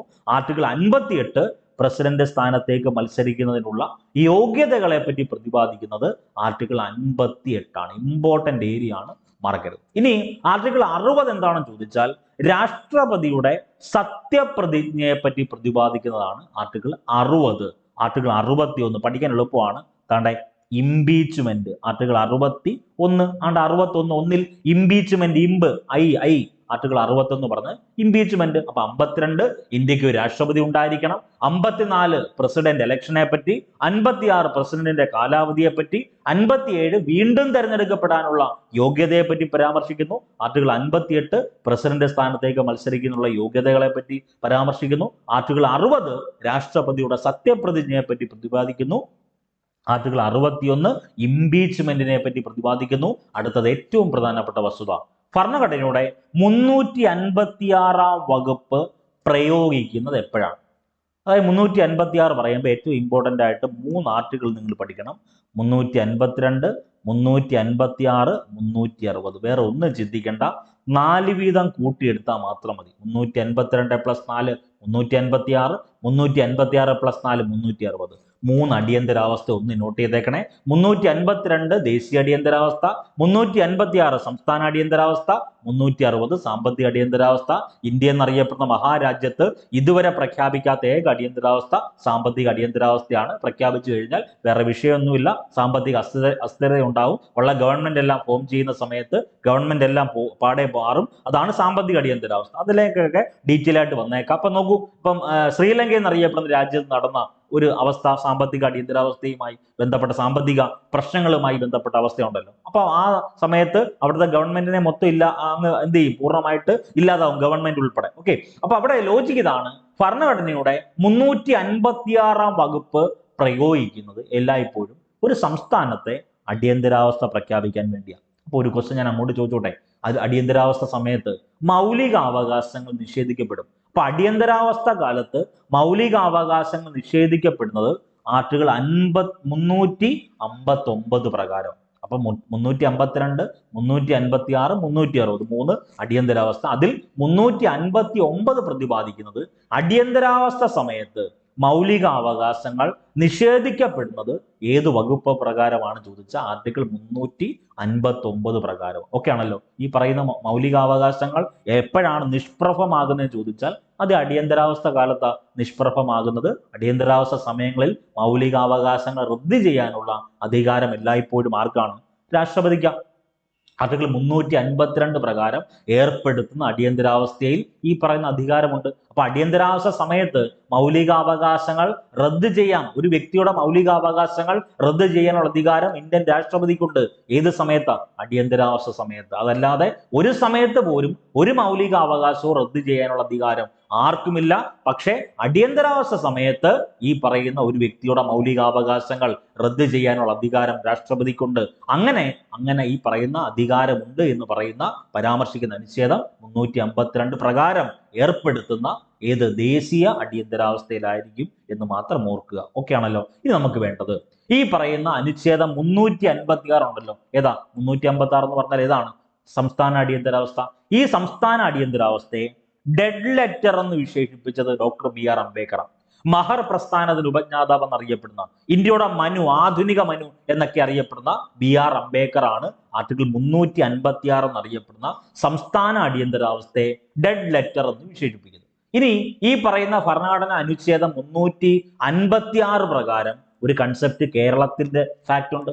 അതായത് ഭരണഘടനയുടെ അനുച്ഛേദം 356 സംസ്ഥാന അടിയന്തരാവസ്ഥ പ്രകാരം സംസ്ഥാന മന്ത്രിസഭയെ പിരിച്ചുവിട്ട് രാഷ്ട്രപതി ഭരണം ഏർപ്പെടുത്തിയ ആദ്യ സംസ്ഥാനം ഏതെന്ന് ചോദിച്ചാൽ അത് കേരളമാണ്. കേരള സംസ്ഥാനത്ത് ആദ്യമായിട്ട് ഈ പറയുന്ന ആർട്ടിക്കിൾ 356 പ്രകാരം, വീണ്ടും ആവർത്തിക്കുന്നു, അതായത് കേരളത്തിൽ ആദ്യമായി, ഇന്ത്യയിൽ ആദ്യമായിട്ട് ബാലറ്റ് പേപ്പറിലൂടെ അധികാരത്തിലെത്തിയ ആദ്യ കമ്മ്യൂണിസ്റ്റ് മന്ത്രിസഭയാണ് EMS മന്ത്രിസഭ. ഇന്ത്യയിൽ ആദ്യമായി, ഏഷ്യയിൽ ആദ്യമായി. അവിടെയും കുഴപ്പിക്കുന്ന ഒരു ചോദ്യമുണ്ട്. ലോകത്തിൽ ആദ്യമായി ബാലറ്റ് പേപ്പറിലൂടെ അധികാരത്തിലെത്തിയ ആദ്യത്തെ കമ്മ്യൂണിസ്റ്റ് മന്ത്രിസഭ EMS അല്ല. ലോകത്തിൽ ആദ്യമായി ബാലറ്റ് പേപ്പറിലൂടെ അധികാരത്തിലെത്തിയ ആദ്യ കമ്മ്യൂണിസ്റ്റ് മന്ത്രിസഭ ചെഡി ജുഗൻ എന്നറിയപ്പെടുന്ന വ്യക്തിയാണ്. ഗയാന എന്നറിയപ്പെടുന്ന രാജ്യത്താണ് അദ്ദേഹം അധികാരത്തിൽ വരുന്നത്. ലോകത്തിൽ ആദ്യമായി. ഇത് ഏഷ്യയിൽ ആദ്യമായി, ഇന്ത്യയിൽ ആദ്യമായി, കേരളത്തിൽ ആദ്യമായി ബാലറ്റ് പേപ്പറിലൂടെ അധികാരത്തിലെത്തിയ ആദ്യ കമ്മ്യൂണിസ്റ്റ് മന്ത്രിസഭയായ EMS മന്ത്രിസഭ എന്ത് ചെയ്യുന്നു? 1959 ജൂലൈ 31 പിരിച്ചുവിടും. എന്തിന്റെയാ? ആർട്ടിക്കിൾ 356 പ്രകാരം സ്റ്റേറ്റ് എമർജൻസി, സംസ്ഥാന അടിയന്തരാവസ്ഥ പ്രഖ്യാപിച്ചു. ഓക്കെ ആണല്ലോ. അതൊക്കെ ഒന്ന് നോട്ട് ചെയ്തേക്കുക. ഈ ഒരു കണ്ടന്റ് പഠിക്കുന്ന സമയത്ത് നമ്മൾ വിമോചന സമരമൊക്കെ പഠിക്കുന്ന, മന്നത്ത് പത്മനാഭന്റെ നേതൃത്വത്തിൽ നടന്ന വിമോചന സമരത്തെ പറ്റിയൊക്കെ കേരള ചരിത്രത്തിൽ പറയുന്നത് ഈ ഒരു കണ്ടന്റിലാണ്. ഓക്കെ, അടുത്തത് ഈ പറയുന്ന രാഷ്ട്രപതിമാരെ പറ്റിയൊക്കെ ഒന്ന് നോട്ട് ചെയ്തേക്കണം. അതിൽ ഒരു 100 കണക്കിന് പരീക്ഷകൾക്ക് ചോദിച്ച ചോദ്യമാണ് APJ അബ്ദുൽ കലാമുമായി ബന്ധപ്പെട്ട വസ്തുതകൾ. ഇന്ത്യയുടെ 11ാമത്തെ രാഷ്ട്രപതി. വേറെ ഒന്നും നിങ്ങൾ ചിന്തിക്കേണ്ട. ഒരു 11, നല്ലൊരു മനുഷ്യൻ, അങ്ങനെയൊക്കെ വേണമെങ്കിൽ ചിന്തിക്കാമല്ലോ. അങ്ങനെയൊക്കെ വേണമെങ്കിൽ ചിന്തിക്കാന്നല്ല, അങ്ങനെ തന്നെയാണ്. അങ്ങനെ അദ്ദേഹം ഈ പറയുന്ന നമ്മുടെ മുന്നിലേക്ക് ഇങ്ങനെ കൈ നീട്ടി ഇങ്ങനെ ഇരിക്കുക. വേറെ ഒന്നും നിങ്ങൾ ചിന്തിക്കേണ്ട. ഇന്ത്യയുടെ 11ാമത്തെ രാഷ്ട്രപതി APJ അബ്ദുൽ കലാം. ജനങ്ങളുടെ രാഷ്ട്രപതി എന്നറിയപ്പെടുന്നു. 1 രൂപ മാത്രം ശമ്പളം കൈപ്പറ്റിയിരുന്ന ഏക രാഷ്ട്രപതി APJ അബ്ദുൽ കലാം. ഏറ്റവും പ്രധാനപ്പെട്ട ചോദ്യം, ഹൂവർ പുരസ്കാരം നേടിയ ആദ്യത്തെ ഏഷ്യക്കാരൻ. ഹൂവർ പുരസ്കാരം നേടിയ ആദ്യ ഏഷ്യക്കാരൻ ഈ പറഞ്ഞ APJ അബ്ദുൽ കലാമാണ്. APJ അബ്ദുൽ കലാമിന് 1997 അദ്ദേഹത്തിന് ഭാരതരത്ന ലഭിക്കുന്നുണ്ട്. അദ്ദേഹത്തിന്റെ ജന്മദിനമാണല്ലോ ഒക്ടോബർ 15. ഈ ഒക്ടോബർ 15 UN എന്നറിയപ്പെടുന്ന ഐക്യരാഷ്ട്ര സംഘടന എന്തായിട്ടാ സെലിബ്രേറ്റ് ചെയ്യുന്നത്? ലോക വിദ്യാർത്ഥി ദിനം. അപ്പൊ ദേശീയ വിദ്യാഭ്യാസ ദിനമുണ്ട്, അത് വേറെ. ഇത് ലോക വിദ്യാർത്ഥി ദിനമായിട്ട് ആചരിക്കുന്നത് ഒക്ടോബർ 15 വളരെ ഇമ്പോർട്ടന്റ്. ഒഡീഷ നമുക്ക് എല്ലാവർക്കും അറിയാവുന്നതാണ്. ഒഡീഷയിലെ വീലർ ദ്വീപ് ഉണ്ടല്ലോ, ഈ വീലർ ദ്വീപിന്റെ ഇപ്പോഴത്തെ പേര് കലാം ദ്വീപ് എന്ന്, APJ അബ്ദുൽ കലാം ദ്വീപ് എന്ന് പുനർനാമകരണം ചെയ്തൊക്കെ അദ്ദേഹത്തിന്റെ ഓർമ്മയ്ക്ക് വേണ്ടിയാണ്. അതൊക്കെ ഒന്ന് നോട്ട് ചെയ്തേക്കണം, വളരെ ഇമ്പോർട്ടന്റ് ആണ്. 11ാമത്തെ രാഷ്ട്രപതിയാണ് ഇന്ത്യയുടെ. ഇപ്പൊ നിലവിലെ രാഷ്ട്രപതി ആരാ?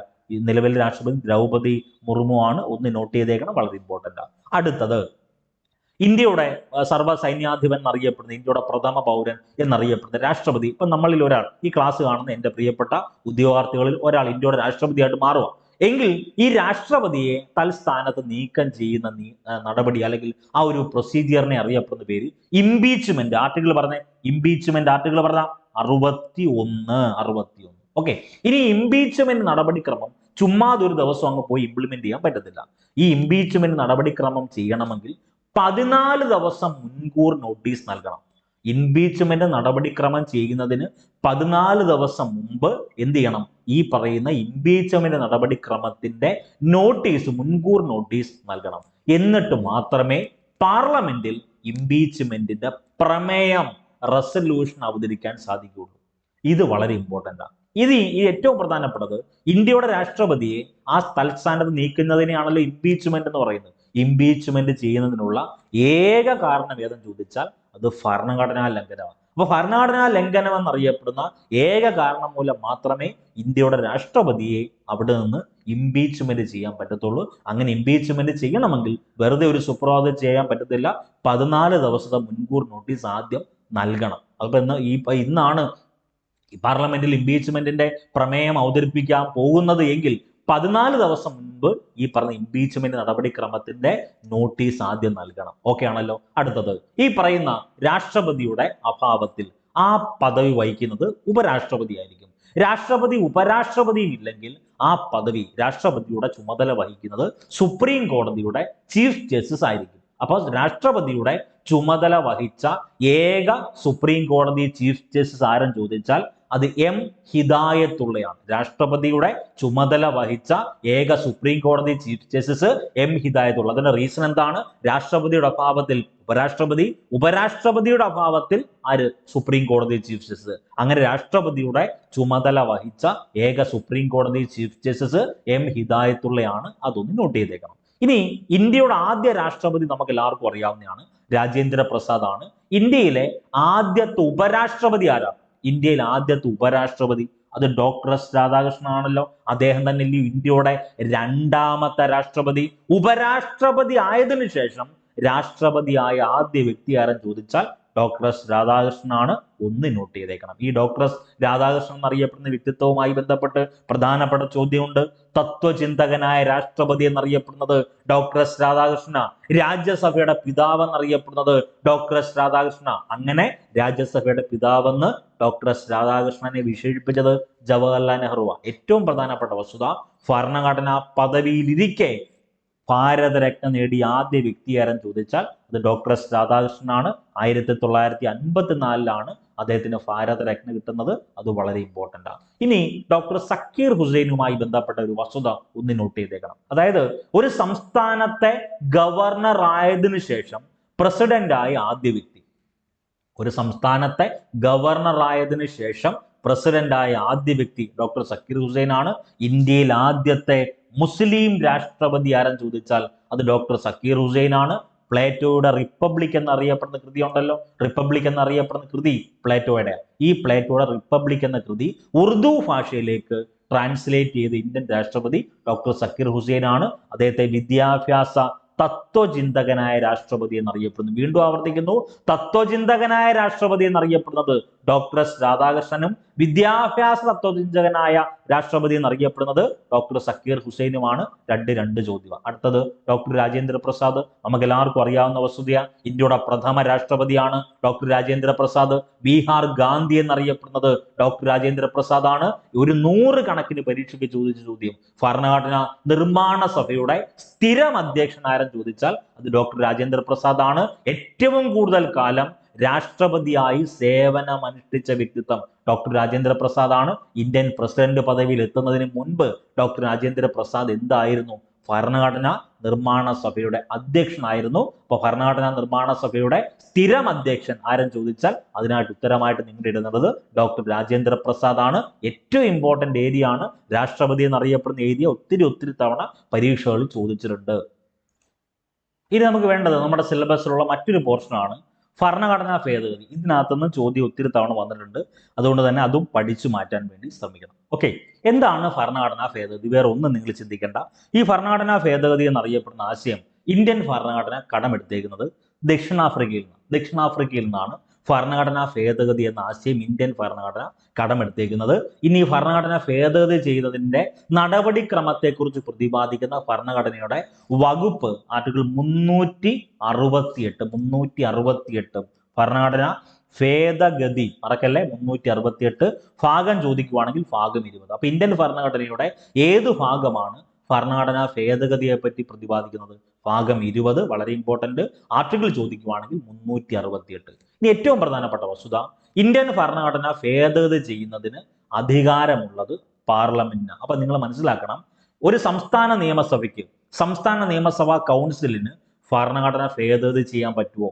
ഒരു പഞ്ചായത്ത് സ്ഥാപനത്തിന്, നഗരസഭയ്ക്ക്, ഈ പറയുന്ന നിയമസഭയ്ക്കൊന്നും, ഈ പറയുന്ന ഏത് സംസ്ഥാന നിയമസഭയ്ക്ക് ഭരണഘടന ഭേദഗതി ചെയ്യാൻ സാധിക്കത്തില്ല.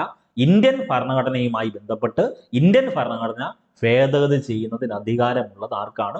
അത് പാർലമെന്റ്. ഇനി ഏറ്റവും പ്രധാനപ്പെട്ട വസ്തുത, പാർലമെന്റിലെ ഏത് സഭയിൽ വേണമെങ്കിലും ഭരണഘടനാ ഭേദഗതി ബില്ല് അവതരിപ്പിക്കാം. അപ്പൊ നമ്മൾ പറയും മണി ബില്ല് ലോക്സഭയിൽ മാത്രമേ ആദ്യം അവതരിപ്പിക്കാൻ സാധിക്കത്തുള്ളൂ എന്ന് പറയാറുണ്ട്. പക്ഷേ ഈ പറയുന്ന പാർലമെന്റുമായി ബന്ധപ്പെട്ട് ഭരണഘടനാ ഭേദഗതി ബില്ല് ഈ പറയുന്ന ഏതെങ്കിലും, അതായത് ഒന്നെങ്കിൽ ലോക്സഭയിൽ ആദ്യം അവതരിപ്പിക്കാം, അതല്ലെങ്കിൽ രാജ്യസഭയിൽ അവതരിപ്പിക്കും. ഇപ്പൊ നോക്കൂ, ഒരു ഭരണഘടനാ ഭേദഗതി ബില്ല് രാജ്യസഭയിൽ ആദ്യം അവതരിപ്പിച്ചു, പ്രശ്നമില്ല, ലോക്സഭയിലും പാസ്സാവണമെന്നേ ഉള്ളൂ. അപ്പൊ പാർലമെന്റിലെ ഏത് സഭയിൽ വേണമെങ്കിലും എന്ത് ചെയ്യാം? ഭരണഘടനാ ഭേദഗതി ബില്ല് അവതരിപ്പിക്കാം. ഏറ്റവും പ്രധാനപ്പെട്ട വസ്തുത, സംസ്ഥാന സഭകളിൽ ഭരണഘടനാ ഭേദഗതി ബില്ല് അവതരിപ്പിക്കാൻ സാധിക്കില്ല. ഇമ്പോർട്ടന്റ് ആണ്. ഇനി ഏറ്റവും പ്രധാനപ്പെട്ട വസ്തുത, ഭേദഗതി നമ്മൾ പറയുമ്പോൾ പാർലമെന്റുമായി ബന്ധപ്പെട്ട ഏറ്റവും പ്രധാനപ്പെട്ട വസ്തുത, ഇന്ത്യൻ ഭരണഘടനയുടെ പ്രത്യേകത, ഇന്ത്യൻ ഭരണഘടനയുടെ മാത്രം ഒരു സവിശേഷത എന്ന് പറഞ്ഞാൽ ഇന്ത്യൻ ഭരണഘടന ഭാഗികമായി അയവുള്ളതും ഭാഗികമായി ദൃഢവുമാണെന്നാണ് പറയുന്നത്. ഭാഗികമായി അയവുള്ളതും ഭാഗികമായി ദൃഢവുമാണ് എന്നാണ് പറയുന്നത്. അതിന്റെ പ്രധാന കാരണം ഇനി പറയുമ്പോൾ, പാർലമെന്റിൽ ഏതെങ്കിലും കാര്യങ്ങൾ ഭേദഗതി ചെയ്യണമെങ്കിൽ പാർലമെന്റിലെ കേവല ഭൂരിപക്ഷത്തോടെയുള്ള ഭേദഗതിയിലൂടെ മാത്രമേ സാധിക്കൂ. അതായത് കേവല ഭൂരിപക്ഷം എന്ന് പറഞ്ഞാൽ വേറെ ഒന്നും നിങ്ങൾ ചിന്തിക്കേണ്ട. ഒരു സമ്മേളനത്തിൽ വോട്ട് ചെയ്യുന്നവരുടെ ആകെ എണ്ണത്തിന്റെ 50% കൂടുതൽ വരുന്ന ഭൂരിപക്ഷം. ഇപ്പൊ 100 പേരെ എടുത്താൽ 51, 200 പേരെ എടുത്താൽ 101, പകുതിയിലധികം. അത് എത്ര ശതമാനമായിക്കോട്ടെ. അപ്പൊ 50% കൂടുതൽ, അതായത് ആകെ എണ്ണത്തിന്റെ 50% കൂടുതൽ വരുന്ന ഭൂരിപക്ഷത്തെയാണ് നമ്മൾ കേവല ഭൂരിപക്ഷം അല്ലെങ്കിൽ സിമ്പിൾ മെജോറിറ്റി എന്ന് പറയുന്നത്. ഈ കേവല ഭൂരിപക്ഷത്തെയാണ് വർക്കിംഗ് മെജോറിറ്റി, ഫങ്ഷണൽ മെജോറിറ്റി എന്നൊക്കെ അറിയപ്പെടുന്നത്. അപ്പൊ കേവല ഭൂരിപക്ഷം എന്ന് പറഞ്ഞാൽ ആകെ വോട്ട് ചെയ്യുന്നവരുടെ ആകെ എണ്ണത്തിന്റെ 50% കൂടുതൽ വരുന്ന ഭൂരിപക്ഷമാണ് കേവല ഭൂരിപക്ഷം.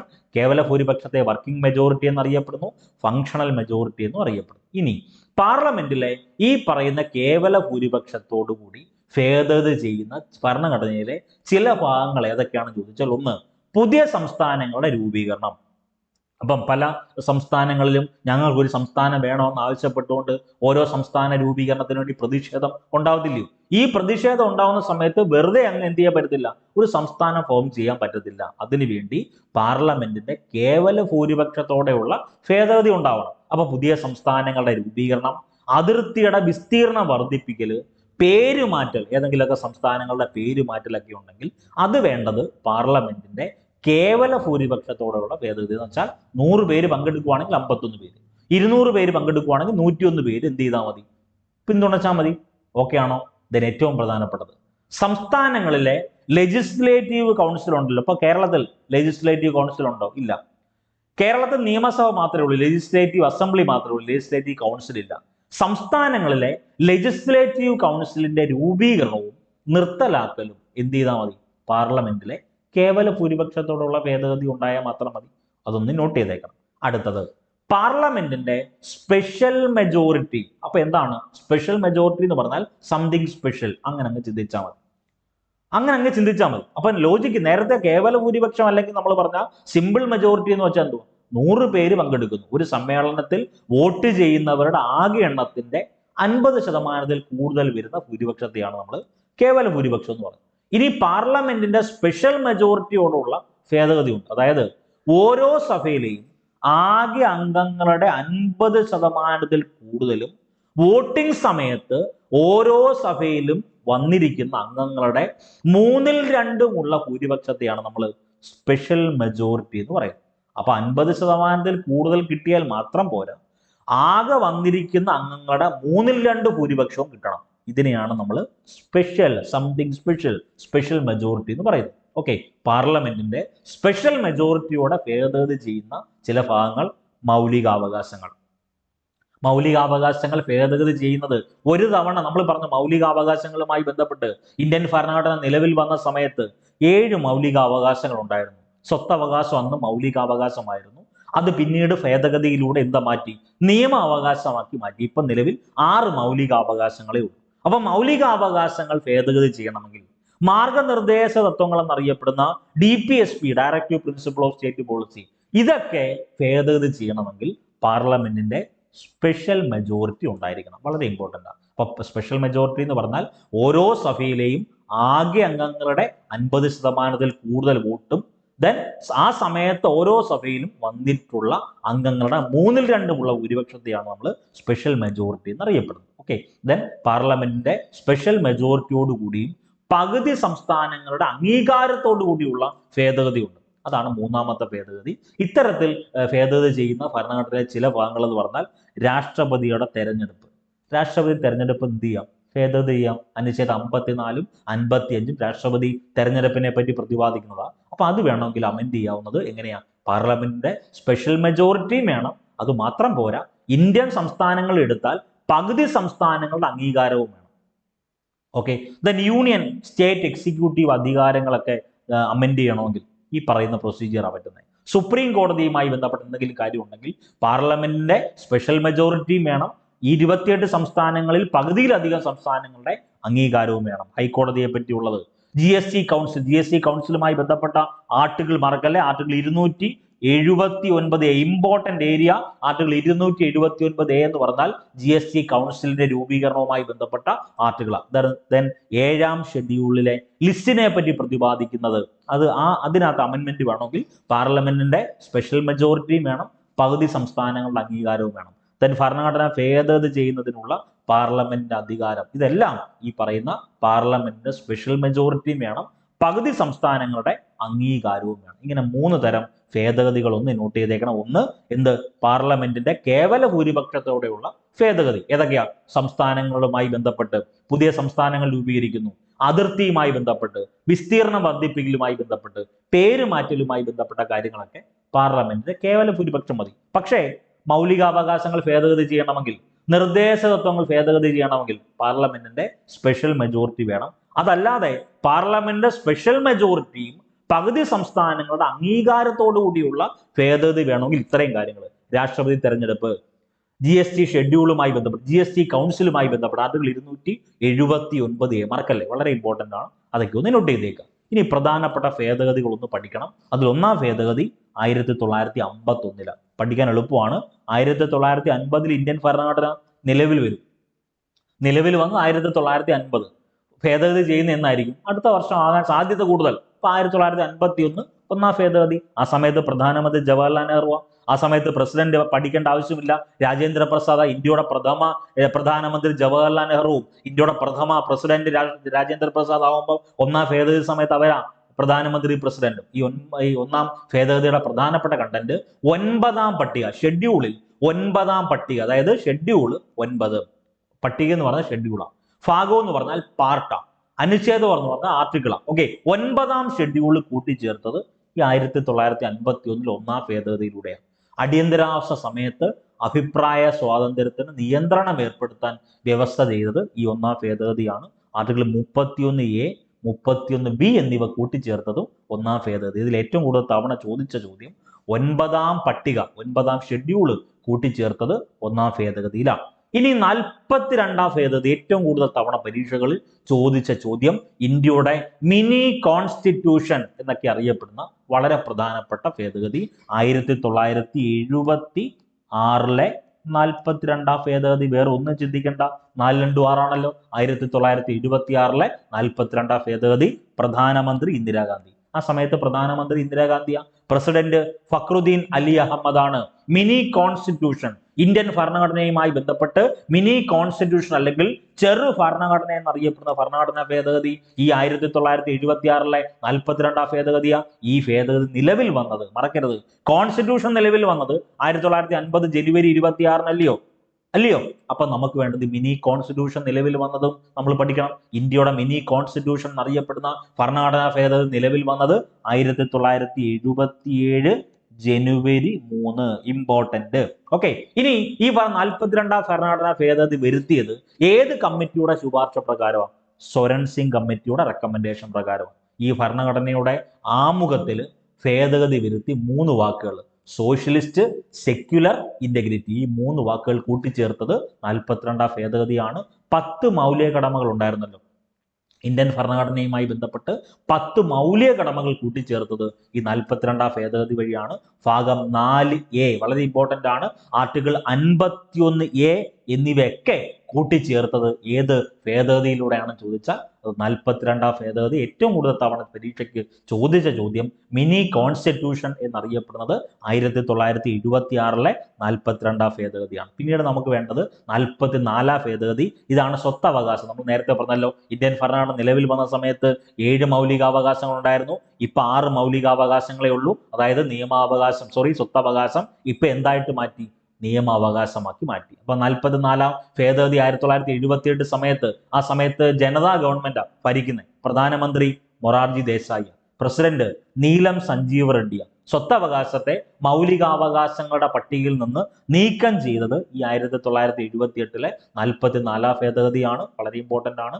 സ്വത്തവകാശത്തെ ഭരണഘടനയിലെ 12ാം ഭാഗത്തിൽ കൂട്ടിച്ചേർത്തു. അപ്പൊ നേരത്തെ സ്വത്തവകാശം എവിടെയായിരുന്നു? 3ാം ഭാഗത്തായിരുന്നു. മൗലിക അവകാശങ്ങൾ 3. അപ്പൊ ഇപ്പം നിലവിൽ സ്വത്തവകാശം 12ാം ഭാഗത്തിലാണ്. 42ാം ഭരണഘടനാ ഭേദഗതി പ്രകാരം ഭരണഘടനയിൽ ആർട്ടിക്കിൾ 300A കൂട്ടിച്ചേർത്തു. എന്ന് വെച്ചാൽ നിലവിൽ നിയമാവകാശമായ സ്വത്തവകാശത്തെ പറ്റി പ്രതിപാദിക്കുന്ന ആർട്ടിക്കിൾ 300A. ഓക്കെ ആണോ? ദെൻ 44ാം ഭരണഘടനാ ഭേദഗതി പ്രകാരം ഭരണഘടനയിൽ ഭേദഗതി വരുത്തിയ പട്ടിക ചോദിച്ചാൽ അത് 9ാം പട്ടികയാണ്. 9ാം പട്ടികയിലൊക്കെ അമെൻമെന്റ് വരുത്തി. ഏറ്റവും പ്രധാനപ്പെട്ട വാക്ക് അനുച്ഛേദം 352 നാഷണൽ എമർജൻസി, ദേശീയ അടിയന്തരാവസ്ഥ. ഈ അടിയന്തരാവസ്ഥ പ്രഖ്യാപിക്കാൻ ഉള്ള കാരണങ്ങളിൽ ഒന്നായ ആഭ്യന്തര കലഹം എന്നത് മാറ്റി സായുധ വിപ്ലവം എന്ന വാക്ക് കൂട്ടിച്ചേർത്തത് 1978 44ാം ഭേദഗതിയാണ്. അതൊന്ന് നോട്ട് ചെയ്തേക്കണം. അടുത്തത് 52ാം ഭേദഗതി. ഇത് പരീക്ഷയ്ക്ക് ഒത്തിരി തവണ ചോദിച്ചിട്ടുള്ളതാ. 52ാം ഭേദഗതി 1985. ആ സമയത്ത് പ്രധാനമന്ത്രി രാജീവ് ഗാന്ധിയാണ്, പ്രസിഡന്റ് ഗ്യാനി സെയിൽ സിംഗ്. കൂറുമാറ്റ നിരോധന നിയമം ഏറ്റവും കൂടുതൽ തവണ പരീക്ഷാ ചോദ്യം. ആന്റി ഡിഫെക്ഷൻ ലോ അല്ലെങ്കിൽ കൂറുമാറ്റ നിരോധന നിയമം എന്നറിയപ്പെടുന്ന ആന്റി ഡിഫെക്ഷൻ ലോ ഉണ്ടല്ലോ, അത് കൊണ്ടുവന്നത് ഈ 52ാം ഭേദഗതിയിലൂടെ. പാർലമെന്റിലെ അംഗങ്ങൾ, സംസ്ഥാന നിയമസഭകൾ എന്നിവരുടെ അയോഗ്യതയെ പറ്റി പ്രതിപാദിക്കുന്നതാണ് ഈ പറഞ്ഞ കൂറുമാറ്റ നിരോധന നിയമം. ഏറ്റവും പ്രധാനപ്പെട്ടതാണ്, ഏറ്റവും ഇമ്പോർട്ടന്റ് ആണ്. എപ്പോഴും കൂറുമാറ്റവുമായി ബന്ധപ്പെട്ട കേസുകളിൽ തീർപ്പ് കൽപ്പിക്കുന്നത് സുപ്രീം കോടതിയല്ല, ഹൈക്കോടതിയല്ല, സഭയുടെ അധ്യക്ഷനാണ്. സഭ എന്ന് പറഞ്ഞാൽ നിയമസഭയുടെ അധ്യക്ഷനാണ്. ഏത് നിയമസഭ? പാർലമെന്റിലാണെങ്കിൽ പാർലമെന്റ് സഭ, ലോക്സഭ, രാജ്യസഭ. സംസ്ഥാനത്താണെങ്കിൽ സംസ്ഥാന നിയമസഭ. അപ്പൊ സഭ അധ്യക്ഷനാണ് കൂറുമാറ്റവുമായി ബന്ധപ്പെട്ട കേസുകളിൽ എല്ലായ്പ്പോഴും തീർപ്പ് കൽപ്പിക്കുന്നത്. അതൊന്ന് നോട്ട് ചെയ്തേക്കുക. അപ്പൊ 1985 52ാം ഭേദഗതിയിലൂടെയാണ് 10ാം പട്ടിക ഭരണഘടനയിൽ കൂട്ടിച്ചേർത്തത്. അങ്ങനെ കൂറുമാറ്റ നിരോധന നിയമം വഴി പാർലമെന്റിൽ നിന്ന് പുറത്താക്കപ്പെട്ട അല്ലെങ്കിൽ അയോഗ്യനാക്കിയ ആദ്യ വ്യക്തിയാണ് ലാൽ ദുഹോമ. അദ്ദേഹം മിസോറാംകാരനാണ്. ഇതേ സെയിം ക്വസ്റ്റ്യൻ ഈ പറയുന്ന 1985 52 ഭേദഗതി പ്രകാരം കൂറുമാറ്റ നിരോധന നിയമം ഉൾപ്പെടുത്തുമല്ലോ. അങ്ങനെ അയോഗ്യനാക്കപ്പെട്ട കേരളത്തിലെ ആദ്യ നിയമസഭാ അംഗം അത് ബാലകൃഷ്ണപിള്ളയാണ്. അതുകൂടി ഒന്ന് നോട്ട് ചെയ്തേക്ക്, വളരെ പ്രധാനപ്പെട്ടതാണ്. അടുത്തത് ഏറ്റവും പ്രധാനപ്പെട്ട വസ്തുത 2023 106 ഭേദഗതി. 2023 106 ഭേദഗതി നാരി ശക്തി വന്ദൻ അധിനിയം ബിൽ എന്ന് പറയും. നമ്മുടെ പുതിയ പാർലമെന്റ് മന്ദിരത്തിൽ നമ്മൾ പറയുന്ന ഏറ്റവും പ്രധാനപ്പെട്ടതാണ് സെൻട്രൽ വിസ്ത പ്രൊജക്ട് എന്നറിയപ്പെടുന്ന പദ്ധതി. പുതിയ പാർലമെന്റ് മന്ദിരവുമായി ബന്ധപ്പെട്ടതാണ്. ആ പുതിയ പാർലമെന്റ് മന്ദിരത്തിൽ അവതരിപ്പിച്ച ആദ്യ ബില്ലാണ് നാരി ശക്തി വന്ദൻ അധിനിയം ബില്ല്. വേറെ ഒന്നും നിങ്ങൾ ചിന്തിക്കേണ്ട. ലോക്സഭ, സംസ്ഥാന നിയമസഭ, ദേശീയ തലസ്ഥാനമായ ഡൽഹി, അവിടത്തേക്ക് മൊത്തം സീറ്റുകളുടെ 33% വനിതകൾക്ക് വേണ്ടി 15 വർഷത്തേക്ക് സംവരണം ചെയ്യാൻ വ്യവസ്ഥ ചെയ്യുന്നതാണ് ഈ പറയുന്ന 106 ഭേദഗതി നാരി ശക്തി വന്ദൻ അധിനിയം ബില്ല്. ഒന്ന് നോട്ട് ചെയ്തേക്കണം. അവിടെ എക്സെപ്ഷൻ കേസ് ഉണ്ട്. രാജ്യസഭയിലും സംസ്ഥാന ലെജിസ്ലേറ്റീവ് കൗൺസിലും ഈ വനിതാ സംവരണം ഉണ്ടാവത്തില്ല. 15 വർഷത്തേക്ക് ഈ പറഞ്ഞ ലോക്സഭയിൽ, സംസ്ഥാന നിയമസഭയിൽ, ദേശീയ തലസ്ഥാനമായ ഡൽഹിയിൽ മൊത്തം സീറ്റുകളുടെ 33% വനിതകൾക്ക് 15 വർഷത്തേക്ക് സംവരണം ചെയ്തു. അത് 2023 സെപ്റ്റംബർ 28 രാഷ്ട്രപതി അംഗീകരിക്കുന്നത്. Date important. 2023 September 28. Lok Sabha September 20 അംഗീകരിക്കും. രാജ്യസഭ സെപ്റ്റംബർ 21 അംഗീകരിക്കും. രാഷ്ട്രപതി അംഗീകാരം കൊടുക്കുന്നത് 2023 സെപ്റ്റംബർ 28. ഓക്കെ ആണല്ലോ. അപ്പൊ ഇത്രയും കണ്ടന്റ് ആണ് നമ്മൾ ഇന്നത്തെ ക്ലാസ്സിൽ ഡിസ്കസ് ചെയ്ത്. ഉഷാറായിട്ട് പഠിക്കുക. വരാൻ പോകുന്ന മത്സര പരീക്ഷ എല്ലാം നിങ്ങൾ നേടണം. അത്രയേറെ ആത്മാർത്ഥമായിട്ട് നിങ്ങൾ പഠിക്കുന്നുണ്ട്. എല്ലാവർക്കും എല്ലാവിധ ആശംസകളും നേരുന്നു. ഇന്നത്തെ നോട്ട്സ് കമ്പൽസറി ആയിട്ട് വായിക്കണം. എക്സാം കൃത്യമായിട്ട് അറ്റൻഡ് ചെയ്യണം. എല്ലാവിധ ആശംസകളും. All the best.